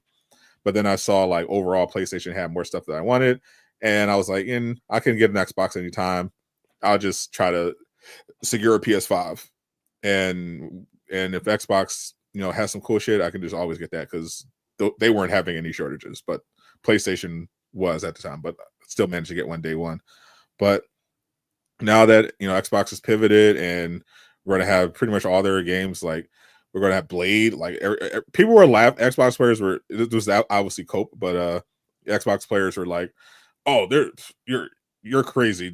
Blade's not going to be on PlayStation." I'm like, bro, they didn't even have the confidence to say what platform Blade was coming on when they promoted it. Like for Avowed, they straight up said, yeah, coming Game Pass, Xbox, PC. Like they told you all that. Blade, they didn't say shit. I'm like, well, that's obvious. It's obvious because it's going to be multi-platform. It's probably going to be on the Switch 2, PC, PlayStation 5, the whole nine. We're getting the Gears of War. Yeah, the Gears of War collection. There's a collection coming. That's going to be on PlayStation 5. The new Gears of War game, Gears E-Day, that's coming to PS5 day one. Obviously, we're getting Doom the Dark Ages on all platforms. But yeah, Forza, the new Forza is coming to PlayStation. They officially announced that. We heard that Halo and Fable are coming. I expect State of Decay as well whenever that comes out. Will be on PlayStation. Blade will be on PlayStation. So is it more? I think we'll see. Obviously, there are a lot of Xbox players who are upset about this because they think it devalues the console, which obviously it does. But I'm not necessarily worried about Xbox becoming like a Sega, having that kind of fall off. Like, obviously Dreamcast didn't live up to its potential, but Xbox way more profitable than Sega ever was during that era. Microsoft, obviously a massive company. I don't think they have to worry about that. But if they kind of just turn Xbox into like, I think the evolution is going to be like, focus on just making good games and just putting them in front of as many people as possible. They've proven so far that's that's made them a lot of money. Though, to be fair, the numbers that they showing the Xbox making all this revenue, a very large chunk of that came from Call of Duty. But so keep that in mind. But yeah, it's definitely profitable for them to be more of a publisher for now, and maybe kind of reevaluate what they're going to do with their hardware. Honestly, I think if Xbox, if they could figure out a deal for like making their next Xbox console like basically like a PC, I think that would be big for them. Evie, she loves being on stream. Clearly, Say hi. Hi, Say Evie. hi. Hey, look up. Say hi. So cute. She wants to fight you.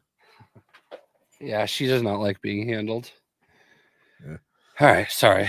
It is snowing outside. I'm annoyed. You should be. It definitely. Yeah, I think it definitely devalues the system. Yeah, it absolutely devalues the system if the system has no exclusives at all anymore. For sure, like people, like the whole reason you buy a system is for those games. Like the people, the only, I mean, it's been like that for forever. Jay. Like people buy the Nintendo Switch so they can play their Nintendo Switch games on their Nintendo Switch. People bought their PlayStations because they wanted to get those PlayStation games. People used to buy Xbox because Xbox had good games. Same reason people bought the Nintendo 64 and the Sega Dreamcast. Like you drop a new console, and the promise of that console is that not only is it a cool thing to play, but it has all these cool games that you can only play here. That's how we got the whole console war stuff. And then for years, when Xbox hit the scene, it was who has the best shit, PlayStation or Xbox, and they went back and forth. And PlayStation ended up winning that war, and Nintendo was able to kind of exist in their own lane after the disaster of the Wii U. So here we are. So now Xbox is kind of pivoting, trying to see where they're going, whereas Nintendo and PlayStation are pretty much just doing what they're doing because they didn't lose. Like they figured their shit out. Sony won the console, and Nintendo found their niche in handheld, and that's why. So if you had Xbox, who only existed initially to compete with the PlayStation, if the selling point is no longer buy an Xbox instead of a PlayStation because we have all these games that you can only play here. Well, yeah, they completely devalues it because the only other selling point of Xbox is Game Pass, and you don't need an Xbox to have a Game Pass. I mean, people are gonna want to play on the console they want to play on. That's really what it comes down to. I will always play every game that I can on Xbox first. Like I love the Xbox and its ecosystem and some of the issues I don't have to deal with from PlayStation. But you're like plugging in a headset. But you're in a unique situation because you're a content creator and you're very, very influential one. You have both a gaming PC, a PlayStation, and an Xbox. You get opportunities for all of these consoles. We're not representative of the average gamer because at the end of the day, a lot gamers really typically pick one or the other. They pick their preferred platform, and those generally are as a result of the games that they are potentially going to have access to. That's why you see a lot of people going PC because they kind of get the best of both worlds. They got their PC. They may prefer playing on a PC. Plus, they have access to the Steam ecosystem, all those cool games.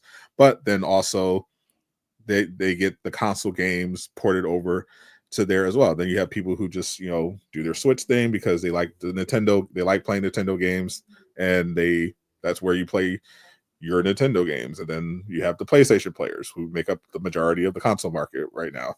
It just is what it is. So for sure, I think Xbox going this multi-platform route is definitely devaluing the console for undeniably. Like now, doesn't mean necessarily that they're going to immediately stop making Xboxes entirely, but it does mean that they're going to have to reevaluate that strategy and what exactly the next Xbox is going to look like, if it makes sense to drop one. Like, what are you going to do? Because your console sales are already in the toilet, so obviously, objectively, like just looking at the numbers, your console has been devalued.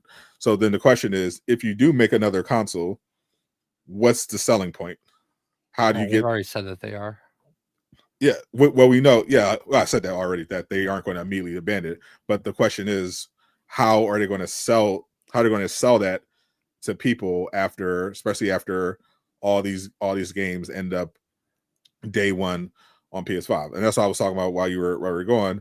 I think if they can figure out how to sell a Xbox console that's essentially a PC, I think that could be really big for them if they could figure out how to make that work. Well, I'll tell you what they have to do is the next time they release the Xbox Windows 40, whatever they call it, Yeah. like they cannot release it in two variants where one is like a lighter version of the other, because the Series S has absolutely held back the Series X. Oh, 100%. It's like A lot of very well documented.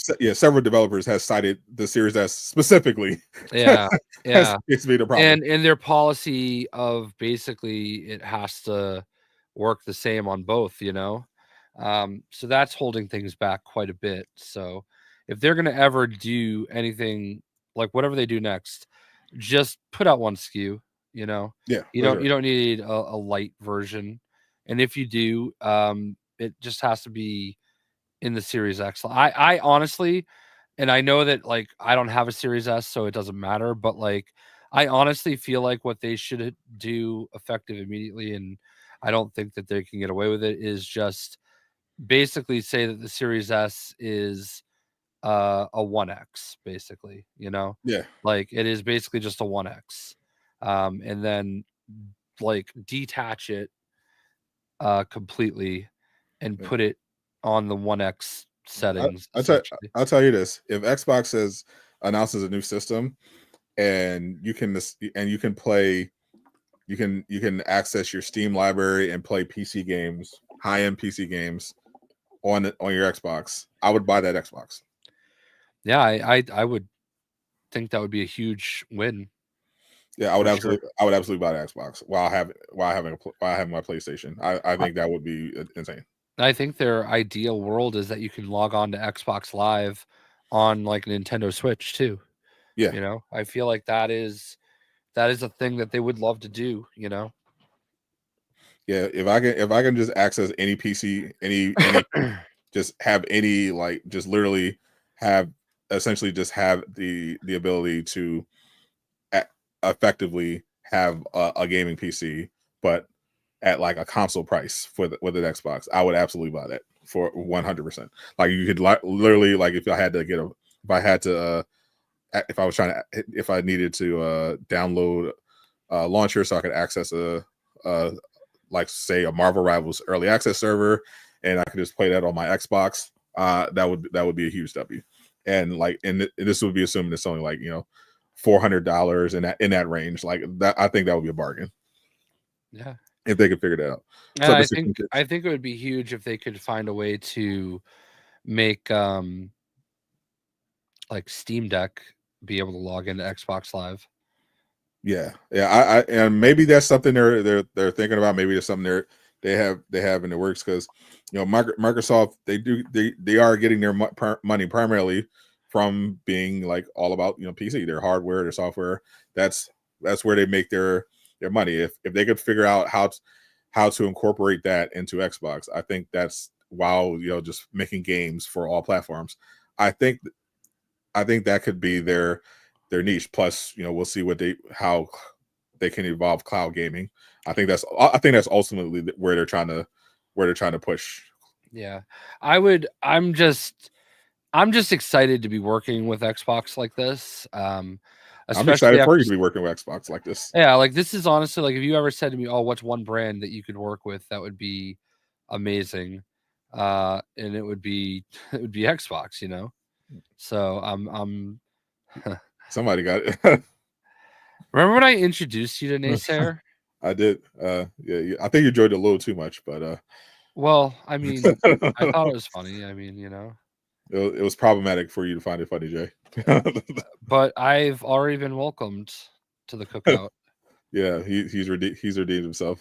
Yeah. So but yeah, I'm really looking forward to hopefully getting to do the Xbox event again this summer. I think we've basically decided Summer Game Fest is pretty much a go each year if we Yep. get invited. So you know, it's not my favorite. The thing that sucks about it is like I wish it was like 3 weeks later. Then my wife could be out of school. She could come out there with me and we could like just stay a little longer Yeah. and have like a little actual vacation every year. And she'd be fine not going to the event stuff. You think Jeff would move it for you? I'm gonna try to talk to him this year. Like I've talked to him both years, briefly. Like I Yeah. didn't really have a lot to say. So I mean, you're Jay Shockless. I'm sure if you just kind of explained your situation. yeah, this year I'm gonna say, listen, Jeff. Okay, I really appreciate what you're doing. This is my 3rd year here. Thank you for having me. We got to talk about the time and date.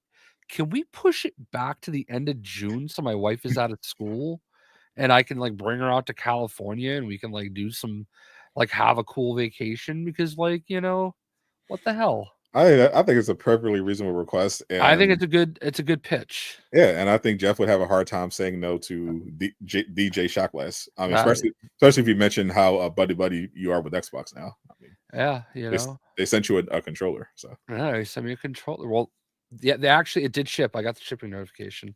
yeah. I don't know when it gets here, but Actually, speaking of shipping notifications, I got one earlier for the Corey Kenshin manga that I bought. Corey Kenshin returned to YouTube after his latest hiatus, and he did it to announce that he created a manga series. And it obviously, as soon as he said I was immediately, hitting the link ready to make my purchase. But it actually looked incredible. Like it actually legitimately looked awesome. He had a little trailer for the manga, like a proper animated trailer, and he talked a little bit about the story and everything like that. And I locked in immediately grabbed the first volume. I cannot wait. It has already shipped. yeah, looks like my controller will be here on Wednesday, and I can retire my my Starfield controller. Yeah, it served you well. Yeah, well, it sucks getting these like nice controllers because like you don't want to like ruin them because like they're like I have the Gears of War Xbox Elite controller and that shit sells on eBay for like $400 or $500. And it's like, damn, all right, I'm putting that away. I'm not using that anytime soon. Yeah, I still haven't I sitting still on a gold haven't mine, Jay. yeah, I still haven't even opened this one. Ooh. Yeah, I was not buying that one. I couldn't justify it. Yeah.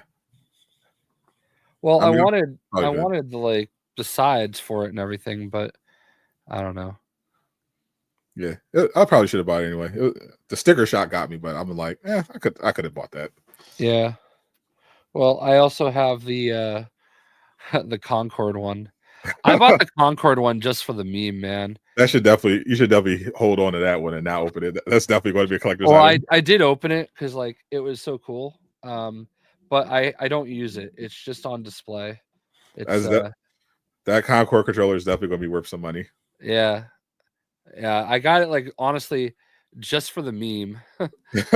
But I did save the box. It's in perfect condition. I mean, it's literally history, Jay. Yeah.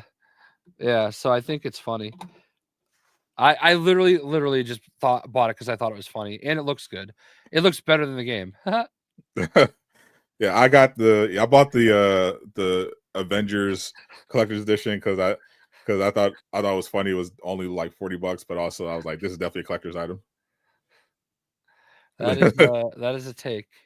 That's definitely might be the only Dallas fan that's that's celebrating right now. That is definitely unless the Mavericks improbably win 2 championships in a row, this is going to get down as arguably the worst trade in the history of sports. Yeah, I mean, I don't know if it's Babe Ruth for some money, but it's up there. I mean, yeah, it's actually insane that Luka was traded before Zion was. And Jimmy.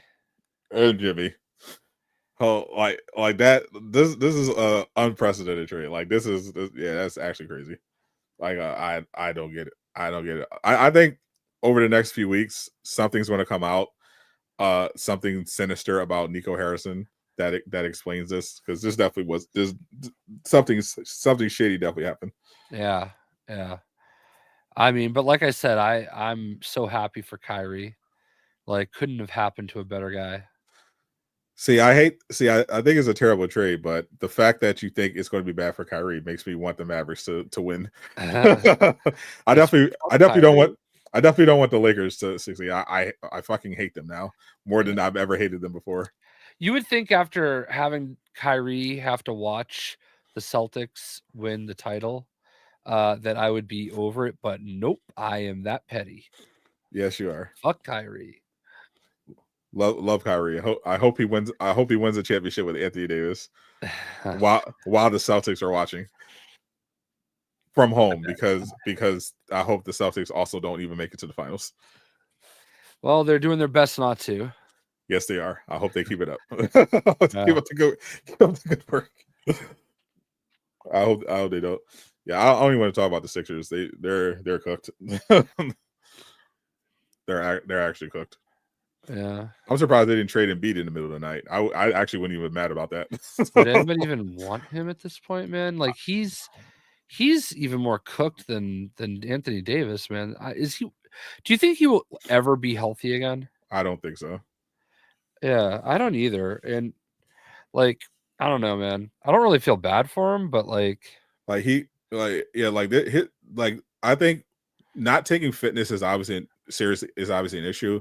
It's particularly an issue, though. I think mainly issue when it's actively causing you injury problems, and because like Luka, yeah, you wish he was in better shape, so you can play more, so you can have more energy on defense, perhaps. But yeah, he still delivers like unprecedented offensive production, and he generally is healthy. Like he manages to play. He has a below the rim game as well, so you're not even that particularly worried about him being injury prone. But like someone was like Zion or Embiid, who are like always hurt, and it's usually like fitness related because of the pressure on their knees, is like at a certain point you kind of just got to cut your losses.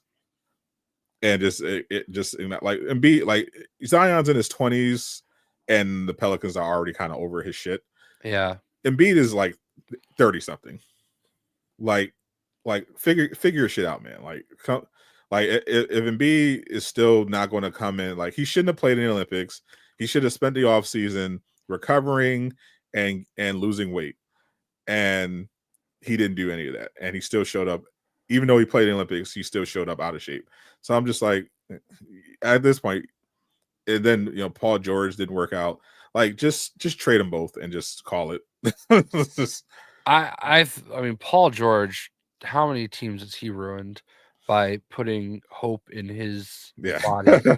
Like playoff he is, yeah. I mean, just think of like the Clippers, how cooked they are after they went after what they got him from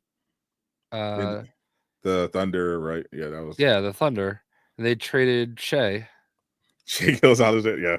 Oh man. Like that trade was like that was an up there trade, like to be fair, no one thought he would turn into a top 3 player. Yeah.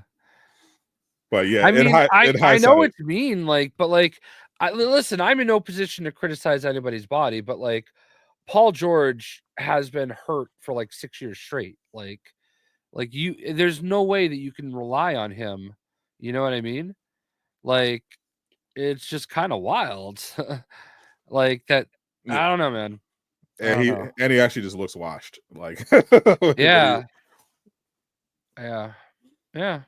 I'll tell you what though, that Clippers new stadium, oof, fancy. that thing is like crazy. They did the first Monday Night Raw from Netflix there, and it's just they did a little feature on all the features there. Like there are like actual like controllers at every seat, so that you like play games on the little wraparound jumbotron. Like all the seats are like have like shakers in them, and they all have these lights at them that like kind of like make it look like the seats are empty. It's weird. It was so weird. It looked like the stadium was empty, but like the lights that were on all the seats kind of like blocked you from seeing the people. That I flew over it like the last 2 years, like as it was being built, because it's right by where the SoFi Stadium is, where the LA Rams play, and that's where the YouTube theater is that they do the summer game fest. Well, it's a nice little perks. I mean, it's the only downside is that it's in California.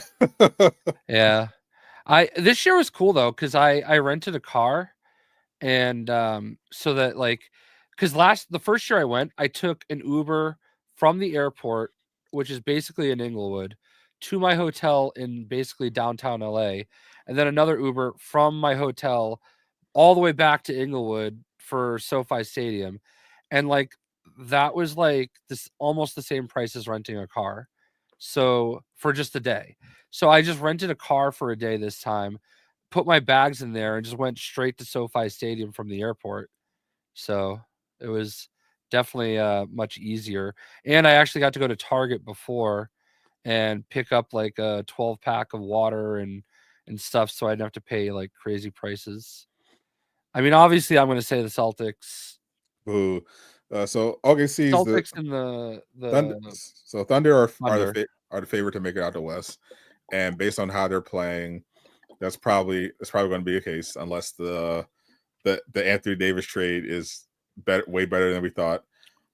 East, I think it depends on who the NBA wants to rig it for. So the Celtics got their shot last year. So maybe I don't think they're going to let the Cavs because I don't think Mitchell is a big enough star. So maybe the Knicks, yeah, maybe they'll rig it this year for the Knicks to get it so they can try to like get a kind of dynasty revival going where the Celtics made it got there last year. Now the Knicks are here this year, and the new face of the league shaking us out. Like it'll probably be one of those things. Yeah. But it's got to be a big market. Like they always try to rig it for a big market. So it's either So I think the Knicks this time around because they've actually been fairly good. You're gonna see Jason Tatum and Jaylen Brown become the new face of the NBA as they quad-pete. Never happened. Yeah, no, I don't think so either.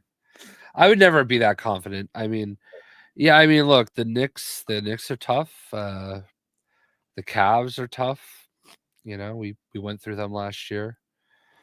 So they were hurt last year, of course. Yeah, Indiana, and they had a terrible coach. A little bit. Yeah, Indiana. I knew Indiana. I thought Indiana's run to the conference finals definitely had a huge asterisk. I didn't think it was a sign that they were like ready to make the next leap. I thought they had the advantage of not only just good matchups, but their opponents being injured, and like they had a fast play style, and Tyrese Halliburton was playing out of his mind a lot of times. But yeah, they lack consistency, even especially from Halliburton, and he got hurt, and I was into that. But this new season starts. I knew that when they didn't replace Carlisle, they were like they were kind of bad because teams were going to get better. They would be used to the Pacers' fast-paced attack, and if Tyrese didn't make a leap, then they would probably be in trouble. And I mean, that's what happened. Carlisle was a terrible coach. Halliburton did he not make a leap, he actually significantly regressed. And he's so busy trying to go to WWE. Yeah, and they didn't add really any big new acquisitions who stepped up. So yeah, not surprising at all. The Pacers didn't like take a step forward. I didn't think their run was like real. Yeah, I mean, listen, watching them play, I thought they were going to be legit. Like they had some good players that I didn't expect to be so good. If they get a new coach, I think they'll be good. I think Yeah, they need a new coach. yeah. Who's Like that like we saw with Canadian kid? we saw how well the Cavs turned their season around this year after they replaced their coach. Coaching does matter to a degree. In the Yeah. NBA. Hold on. Who's that Canadian kid? I can't think of his name. For who? The Pacers? Yeah. Benedict Mathurin, is he Canadian? No. Did he not play yesterday? Pascal Andrew Nembhard. Nemhard? Yeah, I think he's Canadian. Is he? I thought so. Yeah. Anyway, I did not expect him to be as good as he was. He like really impressed me. Yeah, he's from Ontario. He really impressed me in that series. Obviously TJ McConnell is a fucking bitch and I hate him. Like he's one of those guys that like if he plays for your team you're gonna fucking love him. I love TJ. I love TJ. Aaron Nesmith, like I liked him. We traded him, but he was really good. And Siakam obviously is legit, and it was tough. So yeah, that they should be better than they are. Oh, for sure. Yeah, they definitely need to make some changes, but then it'll be all right. Are you going to be Are you going to be getting up early for Good Morning America to catch the Fantastic Four?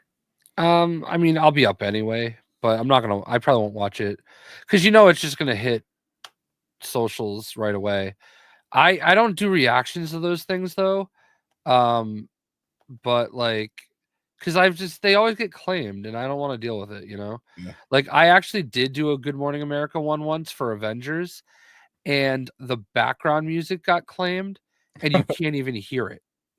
Yeah, I always do these. I did one. Yeah, I did one for Superman trailer premiere. I usually like stream if I know the time. I'll stream like an hour before, and then I'll watch the trailer, and then afterwards I'll just edit out the if they have those dickhead lawyers who will claim it, the reaction stuff. I'll just cut out that segment in the editor and it's fine. So yeah, I'm not going to actually watch GMA. I'm just going to, if I could find out what time it's going to premiere, I'll go live in the morning, and then when it hits YouTube, I'll react to the trailer on YouTube. Let me tell you a little bit about LeBum James. Yeah, that is a man I hate. Same. Hate LeBron. Who else have I hated? Hated Derek Jeter and Alex Rodriguez. Hated them. I like A-Rod and Jeter. A-Rod's a bum.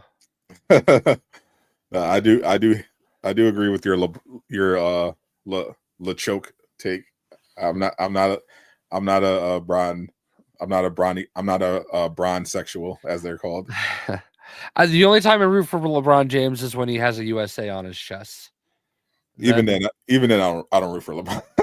No, I will let myself appreciate him because, like, I'm not gonna lie, he's absolutely the third best player in NBA history. I was 100% rooting for Wembanyama in the for him to win the gold medal. No, I said, fuck that team. I don't care. I absolutely wanted Wemby to win the gold medal. I thought it would have been hilarious. Yeah, I've decided I'm putting not just Michael Jordan ahead of LeBron, but Kobe. You know what? I'll allow it. And I'm gonna be honest with you, like, as much as I hate the Lakers, I never really hated Kobe.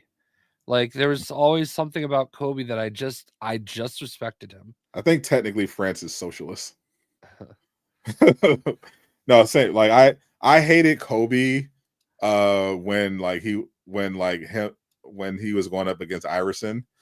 But yeah, afterwards I definitely I didn't like the Lakers, but I I respected Kobe because I loved his game so much. I had to respect it. Once Iverson was out, I was like, you know what, I got to fuck with Kobe. I hate the Lakers still, but Kobe's just him. Yeah. Had to respect the Mamba. I will say there was a point in time in my life where I loved the Orlando Magic I can understand that. because they had Shaq and Penny, especially because they had Anthony Hardaway. I love Penny. Yeah, I used to love Penny Hardaway. Anthony Hardaway is one of my favorite players of all time. I met him when he was in college at Memphis State, now the University of Memphis, like at a bank, like the whole team.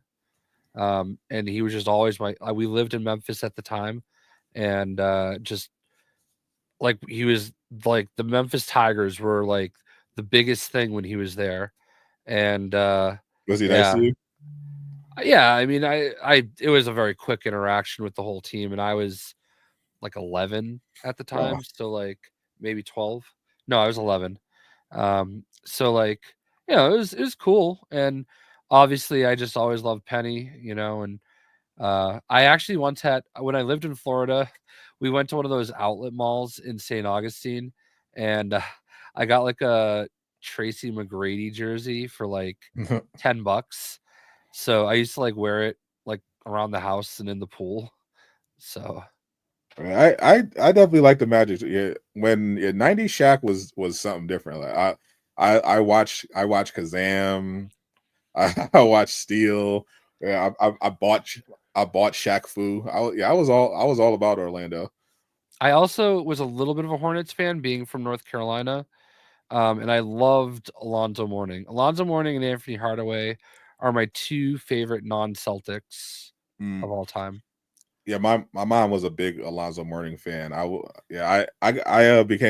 a Tim Hardaway fan, and I became a Zoe fan because I really liked that Heat team. With that's when I started really liking the Heat. They had Tim Hardaway, Alonzo Mourning, Vashawn Leonard, Jamal Mashburn. I really love that team. Believe it or not, I've only been to one Celtics game, and it wasn't even in Boston. It was in Hartford. It was a regular season game they had at the Hartford Civic Center, which, by the way, is in a mall. Okay, so as we were like going into the stadium, like the way that it was set up, some of the players had to walk through like the entrance into the where the arena is. So we ran into Xavier McDaniels and Greg Minor. The game was against the Orlando Magic with Shaq, not Penny. Okay. So that tells you how long ago it was. Yeah. So Shaq Magic against the Celtics in Hartford, Connecticut. I don't know why I've just never made it to a Celtics game. Because even they're trash. No, I just don't like going to the Garden. It's just like Fenway Park is easier to get to because like it's right when you go into Boston. Mm. But once you go past Fenway, it's like just a clusterfuck of trying to get anywhere. And I just dislike that part of the Mass Pike. Fake fan. And well, I look, honestly, I've only been to like maybe 5 or 6 Bruins games Fake fan in confirmed. Boston. Yeah, well, I'd rather watch it on TV. Yeah. So yeah, we actually just talked about this. Jay doesn't like Jay's going to be up anyway, but he's probably not going to stream it. Yeah, they confirmed a couple of days ago. Fantastic Four trailers coming on Good Morning America this Tuesday. And this is actually going to be a very important trailer, I think, because the Superman trailer obviously took the internet by storm. A lot of uncertainty about Fantastic Four. Obviously, some people are a little nervous about the casting. Fantastic Four movies historically not been the best, especially fan four stick. People really didn't enjoy that, and this one is going to be competing with Superman. They're releasing it a couple weeks apart. So I don't know. I think so far, I think the Superman still has the most momentum, but we'll have to see how good this Fantastic Four trailer is. Which I think it'll be fine, but If it's the trailer that I think they're going to show, I don't think we're going to get really too much to form an opinion on one way or the other. But we'll see. We'll see if it's a longer trailer this time or a shorter one. Now, this is definitely something I'll probably react to. A lot of people might not know. I started my channel as a Battlefield channel. You did. Like, when I started my channel, it was because I was just in love with Battlefield Bad Company 2, and I loved like playing it. And I wanted to just record videos of me and my friends playing and just put them on. I had no idea what I was doing. And those were my first gameplay videos that I posted, Battlefield Bad Company 2. And we used to post all sorts of Battlefield 3, Battlefield 4. I just love Battlefield, and it's been tough the last couple of years though. Like starting with Battlefield 1, and then they went 5, and then they went 2042, I think. Yeah, I heard Motive Studio was doing some work on this new one as well. I've heard that it is going back to basics, and we're not going to be doing this whole operator thing, and you're just going to have your classes again, which is what they need to do. Just have your classes. None of these specialists. Nobody liked that.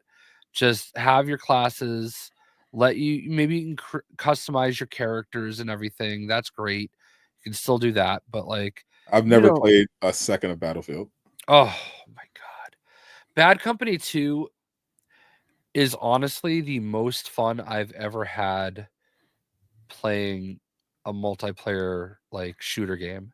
Like we just it was just perfection to me. I had just so much fun playing with my friends in that game. I met so many people. Like it's wild, like the people that I met during it. Like some of them went on to be pretty big like creators and everything. And I don't know. Like one of the guys now works for Elgato. Like I've known him for over 10 years. Did you have more fun than playing Marvel's Avengers? I mean, in ways, yeah, absolutely. I love Marvel's Avengers. I love the people I met through it, but like, it was just different. Like there was always something going on, and then we carried over to Battlefield 3, and then we carried over to Battlefield 4, and then right around 4 is when people started going separate ways. Like it started like breaking up because some people switched over to PlayStation, some people switched over to PC. Most people switched over to PC, and there was no crossplay at that point. So, yeah. But I remember those days, the days of no crossplay. This hasn't been confirmed, has it? That'd be great. That'd be a good casting. I think it'd be pretty good as Darkseid. Jonathan Majors being cast as Darkseid. There's no it. I mean, it says DCEU, so that's definitely not actual news. I haven't heard that yet. Would certainly be interesting. Yeah. So the James Gunn is overseeing the DCU. DCEU is he might not is the Snyderverse. Yeah, it might just not have known. Pushing out my glasses for a second. Nerd. Yeah. Actually, the DCEU is the designation of the DC Cinematic Universe under the previous regime before James Gunn took over. Currently, there has been no official casting of the role of Darkseid in the DCU, and Jonathan Majors is currently not up for any roles in the James Gunn DC Cinematic Universe.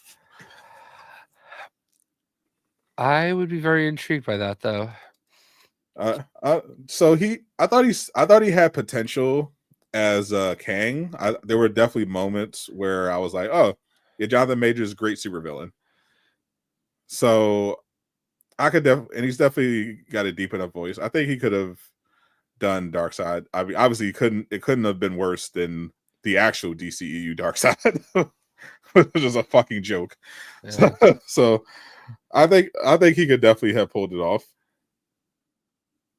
if he hadn't taken the job in the MCU instead. I mean, here's the thing though. If he had taken the job, I mean, it would have been going nowhere really, unless James Gunn decided to bring him. I mean, he's still. I mean, who knows how time.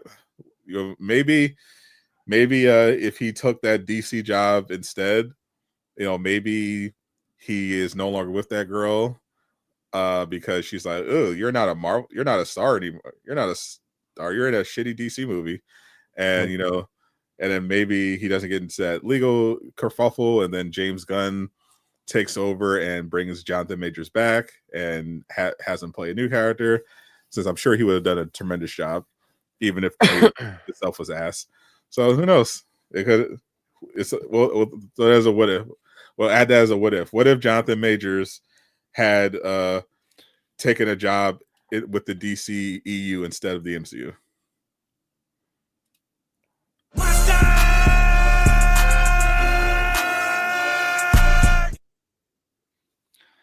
I don't know, seemed appropriate. Okay. Yeah. Where? Yeah. I think so far the casting has been pretty great. So far, James Gunn, he announced they're working on Creatures Commando season 2. So far, what else? We have some interesting movies. They've been announcing. Like, I don't know how I feel about the Clayface movie, but we'll see. Is that gonna be a show, or is it a movie? I think it's a movie. Oh. I don't know about that. I mean, there's always an audience asking for Static Shock to come back, but it just is up to James Gunn at this point. Who knows? He obviously has his vision for what he wants. He's obviously not afraid to go for more obscure characters.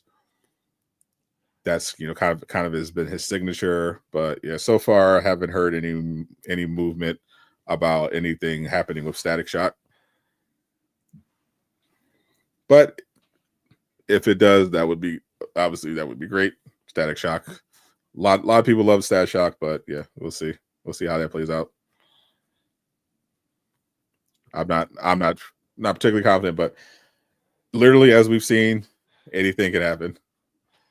Anything is possible. Literally had a plane crash near where I used to hang out in Philly. Oh man, that was crazy. I've literally ridden by there. Yeah, that was wild, man. Yeah, my friend texted me and I saw the video. I'm like, what the fuck? Yeah, that shit was wild.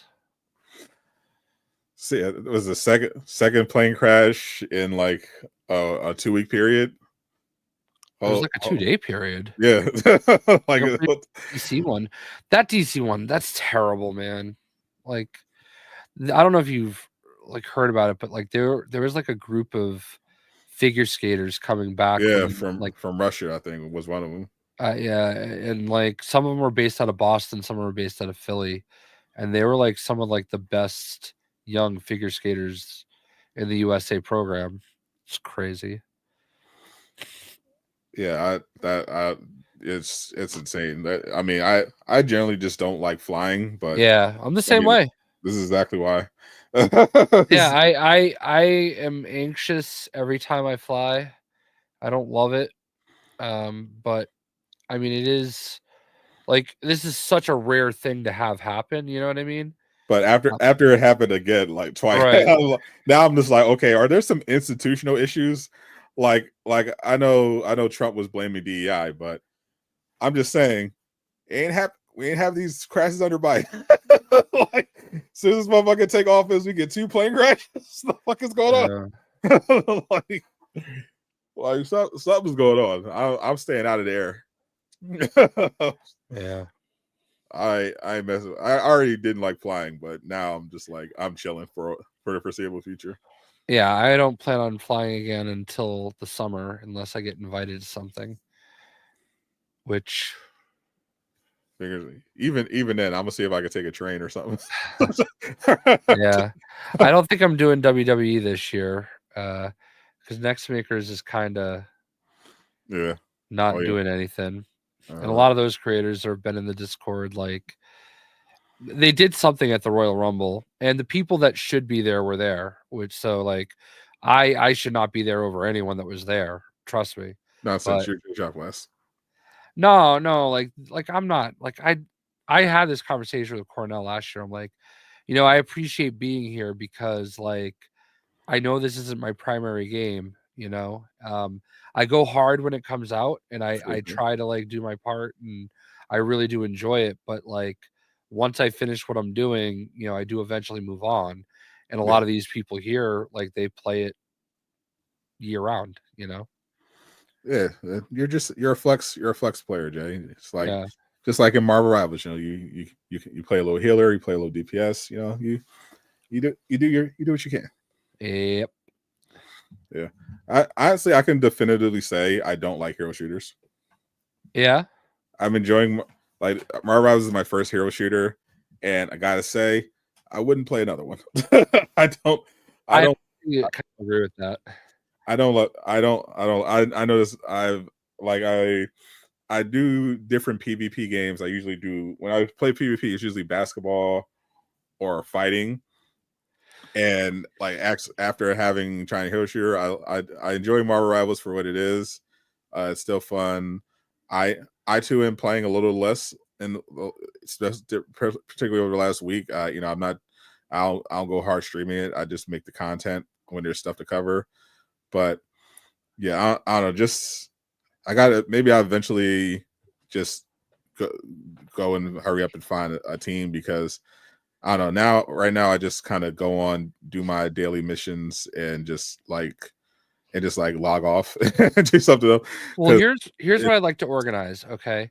So High Ruler and I have date night now. Tuesday nights, probably around 8:00. I don't know when he gets home. But I basically had a conversation with him. Like, I hate ranked, not because like it's competitive, but because it segregates me from all the people I want to play with. Right. Like, everybody wants to just log on and play ranked, which is fine. Okay. But like High Ruler, if he's playing ranked, he can't play with me, period. Right. And then like you and other people like are in such a category above where I am.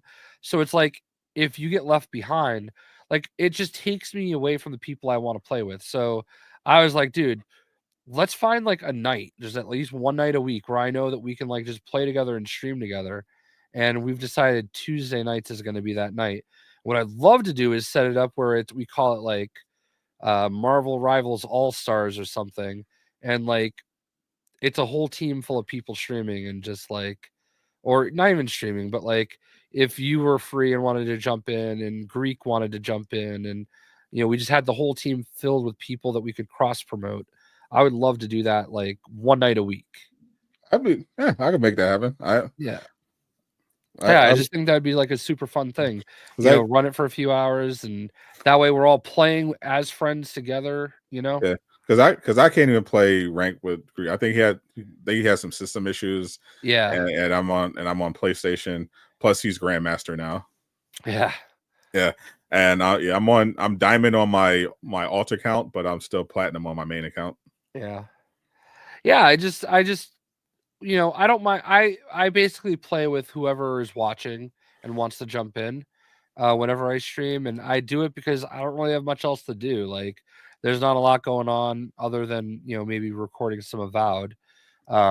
But like, there's not really a lot going on game wise. Otherwise, I do really enjoy the game. If I wasn't playing this, I'd probably be streaming Fortnite. So it's like I would rather play this right now, and I am enjoying it. I'm enjoying leveling my characters and stuff like that. And I enjoy my theme streams. I just play when there's like no new content out. I just try to play ranked and just kind of work on different characters and work on my skills. But playing ranked can be so annoying because I don't know, they gotta do something about the matchmaking, bro. It's so like because it definitely feels like they like intentionally. I think this actually is true. I think they intentionally match you up set you up for losses to like make so that it's not too easy to level up, which is why stacking is such a good advantage when you're trying to climb the ladder, because you're solo queue and like you're at the complete mercy of the algorithm, and and I definitely see it in real time.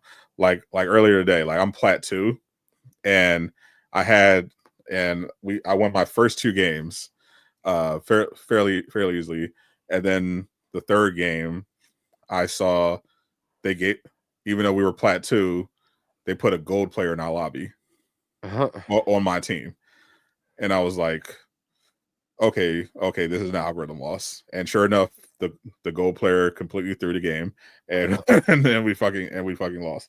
So I'm just like, bro, I just hate this bullshit. Like, yeah, I don't know. I would play ranked more, but it's like I'm just happy to just level my characters. I don't necessarily need the stress of like figuring out. I definitely don't want a solo queue. I've tried playing with some people. I queue Mr. Rage. Like I feel like him and I have really good rapport. We've played some with Pewter Odin, and I think I Sing I Game was with us, and a couple other people. yeah, But like, I'm in a faction, but we just got to finally get together and actually play. yeah, I just started a faction to have one. I need to like do a tournament apparently. I hate that achievement. It's like the last achievement I need. It should be fine. I just started one to have one, so I could have Thor under my name. Yeah, I got invited because there were just some guys I met while playing ranked, and we ended up hitting it off. And yeah, they're fun. If I could play ranked with them, it would be a good time. But yeah, this is a matter of finding people. I could probably seek out people to play ranked with if I went into people's different discords. But yeah, I'm just like taking it casually now at this point. I'm just like, yeah, what is what it is. I can confidently get the gold rewards every year, every season, so it's not a big deal. So at this point, it's just kind of seeing, and after seeing I can solo queue to diamond, I'm just like, okay, well, I'll just kind of just get gold every season and see how high I can climb. Yeah, there's still like 70 days left in the season. I'm not worried. I'll get to gold eventually. Yeah, it's honestly not hard. Yeah. Like, even solo queuing. Yeah. I'm at like 87 of 100. Like, but I don't know. Even like with that group, like sometimes like, I don't know, it's crazy like how some of these games can go. Yes, yeah. Sometimes like that's the other thing. Like I if I'm playing quick play, I'll play with anyone. It doesn't matter. But if I'm playing ranked, I definitely want to. And I'm playing in a stack. Yeah. And I'm playing in a stack. I have to know that the people I'm stacking with are actually good at the game, or is that a point? Like I'm not. Yeah. I'm not Yeah, it's just a matter of like timing and stuff. Because like my guy Otter, like he's legit. Like I would put him on any team I'm playing on for sure. Yeah. And it's just a matter of getting the right people. So. Yeah, for sure. But I've definitely been. I definitely still enjoy consuming Marvel's content. I've definitely been getting even better at the game, and so I definitely still have that urge to continue playing and improve my skill because I found that obviously these top players all play in stacks. This obvious, but you can absolutely still climb high by solo queuing if obviously it takes a little bit of luck, but a lot more so persistence. Like if you just play a lot and you're actually good, you'll eventually climb up even solo queuing. It's just about you just have to get better, pick the right characters, and because actually you can really play anybody, but yeah, there are definitely characters that are easier to rank up than others. But like if you get really good at one character, like really really good, you can definitely climb. I feel like I am an above average Moon Knight. I feel like I'm really pretty good at Moon Knight, and I feel like I do a good job with Cloak and Dagger. I feel like those are two characters I could go into ranked and play very competitively. I think you're a better Moon Knight. I probably think so too. I think I'm actually pretty good as Moon Knight. I think you're a better DP. I think you're a better DPS, honestly, because I watch you play. I watch you play support, and I play very aggressively. Like I know that. Yeah, I you don't have the mindset for support. I don't have the patience. It's not the Yeah, mindset, it's the patience. Like I do a good job healing. I just have to be upfront and like try like even as DPS though, like a lot of people play Moon Knight laying in the back, you know what I mean? But I don't. I am aggressive. I gotta be up there and making sure we're capping points. So yeah, I feel like I play a pretty decent Thor. I feel like I've definitely adjusted to the way he's yeah, supposed to play and not the way I want him to play. Um, yeah. you know, I've been getting better. Yeah, I've been playing a little bit more Moon Knight because I found that like he's having a Moon Knight on your team can be really good, especially because a lot of people don't play against Moon Knight properly. Like they, right. as soon as Moon Knight comes out, they just completely fall apart. And that was definitely an example. Like I played Moon Knight from the from I like play Moon Knight in particular because one of the things I've been trying to work on is my positioning. Yeah. That's like one of the most important things you have to learn in rivals. I've just been and playing DPS gives me an excuse. So I was playing on Moon Knight and I was just hitting off angles and we just absolutely destroyed them. We started on defense. They couldn't get it. They couldn't get 1 point. And then when we were on attack, I just went snuck into their back line on Moon Knight and just shredded their healers. and My, then our team pushed in at the same time and I was just shredding them from different off angles. my favorite is when you find a flyer that like doesn't pay attention and then hitting an onk Yeah. and that just like destroys them and they're like, what is going on? They just don't know what to do, you know? It's so the one of the best things you can do as Moon Knight is throw the Ankh behind them. Yeah. If you can be in that position, because if you just put the Ankh in front of them, like if I can see it. unless they're complete morons, they'll destroy it. But if you throw it behind them, then there's like, oh shit, we have to turn. Yeah. They have to, like you could get them like Yeah, that. I'm gonna be honest with you. The groups I was playing with today were they're a little rough. The composition was awful. I was trying to level up Sue, so I was always playing healer, and then we'd be having like 4 DPS, and it's like, what Oh are we doing? You know, like somebody's got to play a tank. You know, like somebody's got to do it. And it's like, I don't know how to play a tank. Okay, buddy. yeah, that But like they yeah. also did not understand the Ankh, and I kept getting like I had one game where I went 0 and 12 because like I was constantly fighting a penny on one side and a Moon Knight on the other, and I'm supposed to be the healer, you know? And I'm Yeah, like, what the fuck, man? Like, what are we doing here? yeah, that's so that annoys me. And it's sometimes it's crazy to me when it happens in rank. Like we had a game where they were throwing and I'm like I'm like, bro, you gotta swap off. And he was like, I don't flex. I'm like, bro, if you can't say you don't flex if you fucking suck at your character. Like it's if I can understand being a one trick. There's some one tricks who are like some of the best in the world at that one character, Yeah. but they could obviously play with, if they're truly good, they obviously play with other characters. But if you're going to be an actual one trick, you have to be one of the best in the world at that character. If you're terrible on that character, you have to flex. Like Dude, I hated playing as Spider-Man. I'm so glad I got those 2 achievements. yeah, I don't find it fun either. Like yeah, but Spider-Man, and it's crazy because I love Spider-Man, but his play, I think he definitely needs buffs, but he my issue with Spider-Man is that the level of time you have to dedicate into to getting value out of Spider-Man compared to just playing like almost any other character is why it's the biggest problem, because I feel like the upside to being really good at Spider-Man is just not worth it. Like you would literally just be better spent learning Namor or Hela. And especially because like there's not a single Spider-Man player that I've ever played with, no matter how good they are, where I've been like, oh, thank God we have that Spider-Man.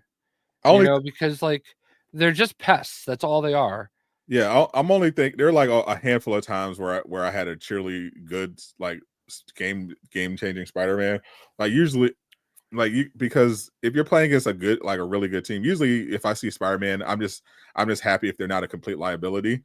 But usually if you're playing a good team, like they can easily counter Spider-Man. That's my biggest issue. Like even if you put all this time into learning Spider-Man to get good at him, it's so easy to counter him. Like it's just not worth it. Like literally one good Namor, especially if he has the Luna team up, just shuts him down. Like every time we played against a good Spider-Man, as soon as I swap Namor with Luna Turret, they just lose the game. Like like they can't play the game. They can't play the game anymore. Yeah, there are definitely ways to get past Spider-Man. I love killing Spider-Man when I'm Moon Knight. Like I will actually emote on them because like it always turns into like a 1v1 because they're like trying to pick you off in the back, and it's like That you happened have to me. so much mobility. That happened to me Like, earlier. But yeah, they had in my Moon Knight game, yeah, they had a Spider-Man on defense. He kept trying to sneak behind, and it wasn't happening. I went 11-0 on Moon Knight. Like, we were not letting Spider-Man get any value. yeah. I love that costume though. I don't regret buying it, That but was amazing. it looks so good in the game. I just don't But like yeah, playing. most Spider-Man, like my buddy HBK has started this thing where whenever he's playing, he'll actually queue as Spider-Man until the round starts and then switch off to somebody else so that nobody else can lock in Spider-Man. I think that's actually smart. Yeah. There's certain characters I feel like doing that for. I'm about to start, like, it hasn't become too much of a problem yet lately, but right now I feel like doing that for like Jeff. Yeah. Because Jeff is the worst healer in the game, and I keep getting Jeff. Like it was annoying when I get rockets because it's like that means okay, we only have one defensive ult, but at least if you have rocket, like he has some value. He's got the res beacon, and if you have a good Punisher or Winter Soldier, you can actually pop off. But Jeff is literally fucking useless. Like I had a Jeff. He of course he was a Lord Jeff, and so of course he was trash. And we were getting rolled. But it was on the Tokyo map. They had got 1 point. They were about to cap for 2, but we were making a stand, and we legitimately stopped them. We were in overtime, and we were battling on the cart. Our Jeff had his ultimate, doesn't fucking use it. We lose the point, and then after they go through the doors, after already getting the point, he uses his ult. And I'm like, bro. Do you see Caboose get roasted for his take on Rocket Raccoon players in comp? Was he getting roasted? I agree. I fully agree with him. I actually, I didn't 100% disagree with him. I didn't like fully agree with him or fully disagree with him. I understand where everyone's coming from. Yeah. So obviously the bronze players are going to be like, oh well, Rocket's actually good. No. The issue is Rocket. It's not that Rocket is a bad healer. Like every to NetEase's credit, every hero can be played well. It's just some heroes are more optimal than others in different circumstances. But Rocket has a lot of value as a healer. He has a lot of valuable things as a healer. It's just that in the current meta, you have to have certain conditions in order for a Rocket. Setting aside, you have to actually be good on the Rocket, which most Rocket players are not.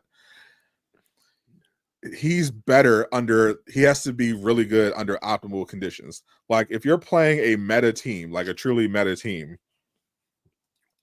and this is where Rockets usually thrive. Like when people say, "Oh, Rocket does well in like Grandmaster and above and Celestial." Like if you look at those Celestial lobbies where you're seeing people playing Rocket, it's in triple healer lineups with a Cloak and Dagger and a Luna, or one of those. Like yes, in a triple healer composition, when you have a Punisher or a Winter Soldier who's also top 500 in the world, yeah, Rocket is going to pick up some wins. He's going to do really good. But if you're in a bronze lobby and you have one support and with a defensive ult and the other one is Rocket, like you're going to be at a disadvantage if the other team is running with Luna, Mantis, and Loki. Like Yeah. you just are. I'm gonna be honest. When I play Rocket, I almost don't even use like I've had like I understand how there's a guy that was a no healer Rocket or like a no damage Rocket. Yeah. You know, like I literally will have matches where I do like 500 damage and like 15k Yeah. healing Now, because I'm just healing on just top of a group. exactly. And the best way to play Rocket is to use your gun to finish enemies off. Like a Rocket should have like more than it like that, but that's the problem. Like a lot of people just heal bot as Rocket. They don't even use his gun. Well, it's a slow transition, like for the base compared to the other characters, to Yeah. go from healing to damage with his gun. So that's part of the reason. Like part of the problem with his gun is that it has pretty steep damage fall off. Yeah. But if so you have to like kind of understand when to push in with Rocket. Like if you can finish, like if you have a chance to finish off or like pick off a tank, farm a tank, yeah, you can quickly zip in, burst them down, and then zip out. But most people don't play Rocket. They just sitting on the high ground and just spam heal the whole game. Yeah. But I understand, totally understand where Caboose is coming from, because I've had plenty of games where we're losing because we're not getting any value from our Rocket because they have multiple defensive ults that are preventing us from playing the game, and we don't have a way to get value out of that Rocket because we're our Punisher. We don't have a Punisher or Winter Soldier that's doing anything, and Rocket at that point is just a liability, and they would just won't, and they will never flex. They will never swap off for another defensive ult. They'll just stay on Rocket the whole time. Yeah. That's why I'm glad I'm not. I went back to Mantis for a game the other day, and I did not enjoy her. I mean, I'm glad I already got her to captain, but like, I don't know. Like, there's something about her that's a little off for me. Right.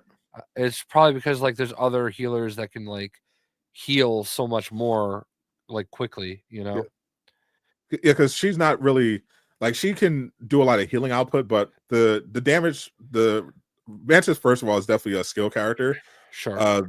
The way you pick Mantis if you're like already like mechanically a really good DPS, because that's how you have to play Mantis in order to get her value. Because her ability to heal comes from your ability to hit critical shots. So you have to actually be really good at DPS to play Mantis in the first place. And then you have to understand how to balance between giving your team and yourself damage boosts and healing.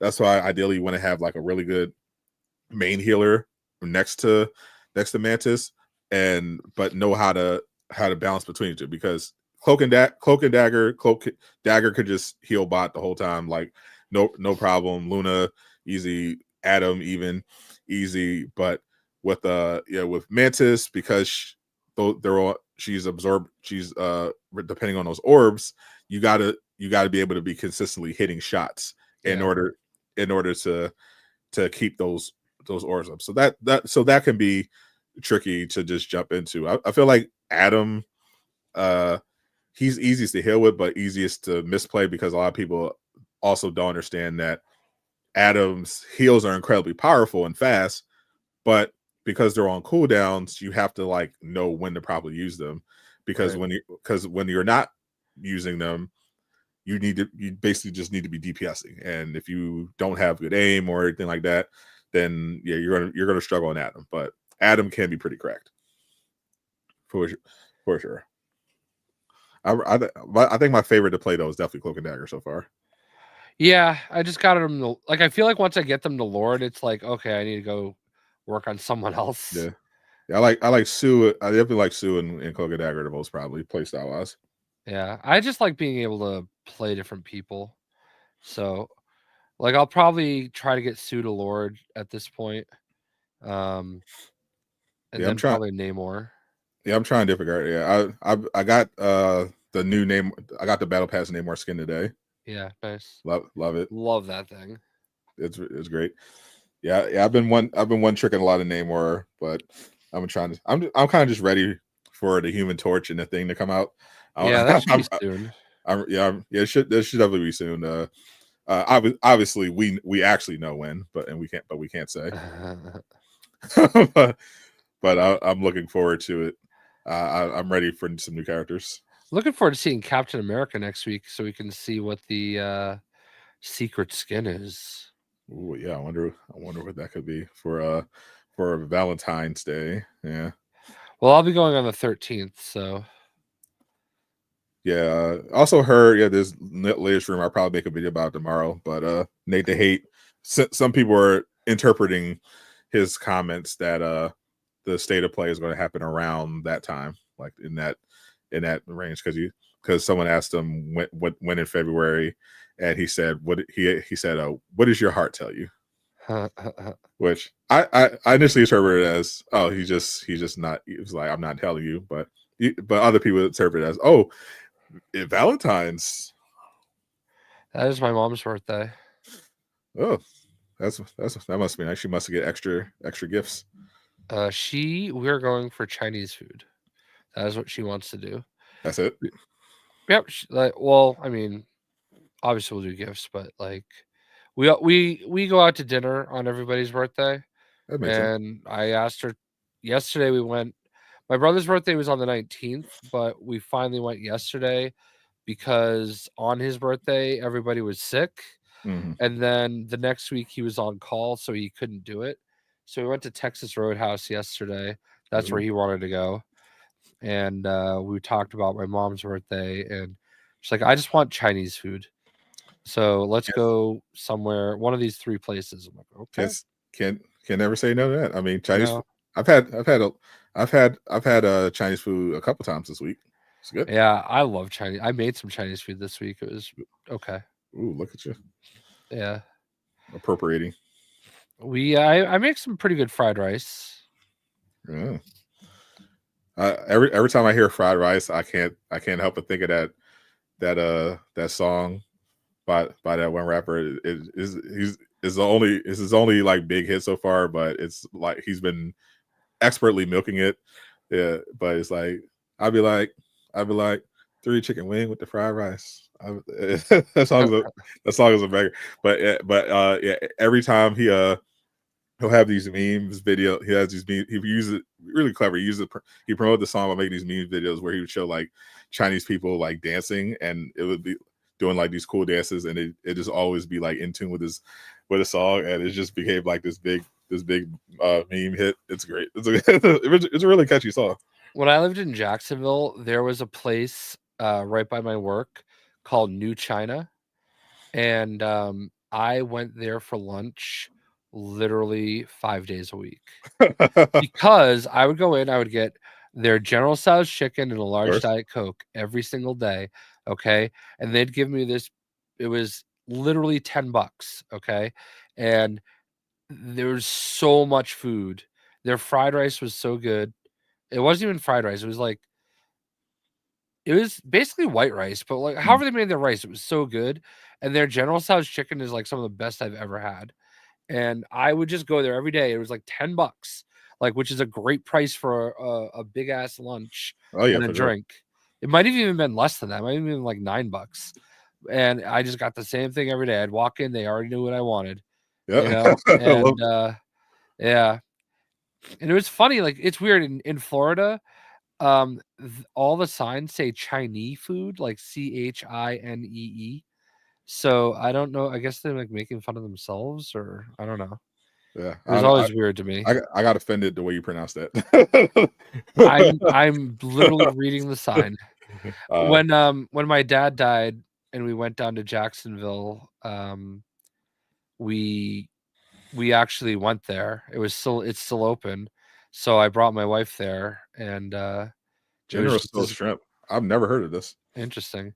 It was just as good as I remembered. So I got to see if my place has. I did try something different. They had I decided to switch things up and ordered from the special recommended menu at this my go-to Chinese spot the other day, and they had like these fried scallops with walnuts and the special white sauce. I was like, that sounds fancy. It has some broccoli there. It was divine. Nice. Yeah, Chinese food has gotten so expensive. Like we always get Chinese food for New Year's Eve. Mm. And like this year's we got less because it was just me and my wife. And last year, like my brother and my mom were with us. And we got much less this year, and it was like more expensive than it was last year. Inflation. Yeah, it's like wild the way it's hit them. Yeah, it's great. It's crazy. Have I noticed I haven't noticed it too much. I know some of the delivery apps are a little more expensive. The fast food places are definitely more expensive. The Chinese spots I've found, at least near me, are still good value, but McDonald's is like, forget about it. Like that's basically like gourmet now prices. Oh, really? Yeah, McDonald's got bad, bro. Oh.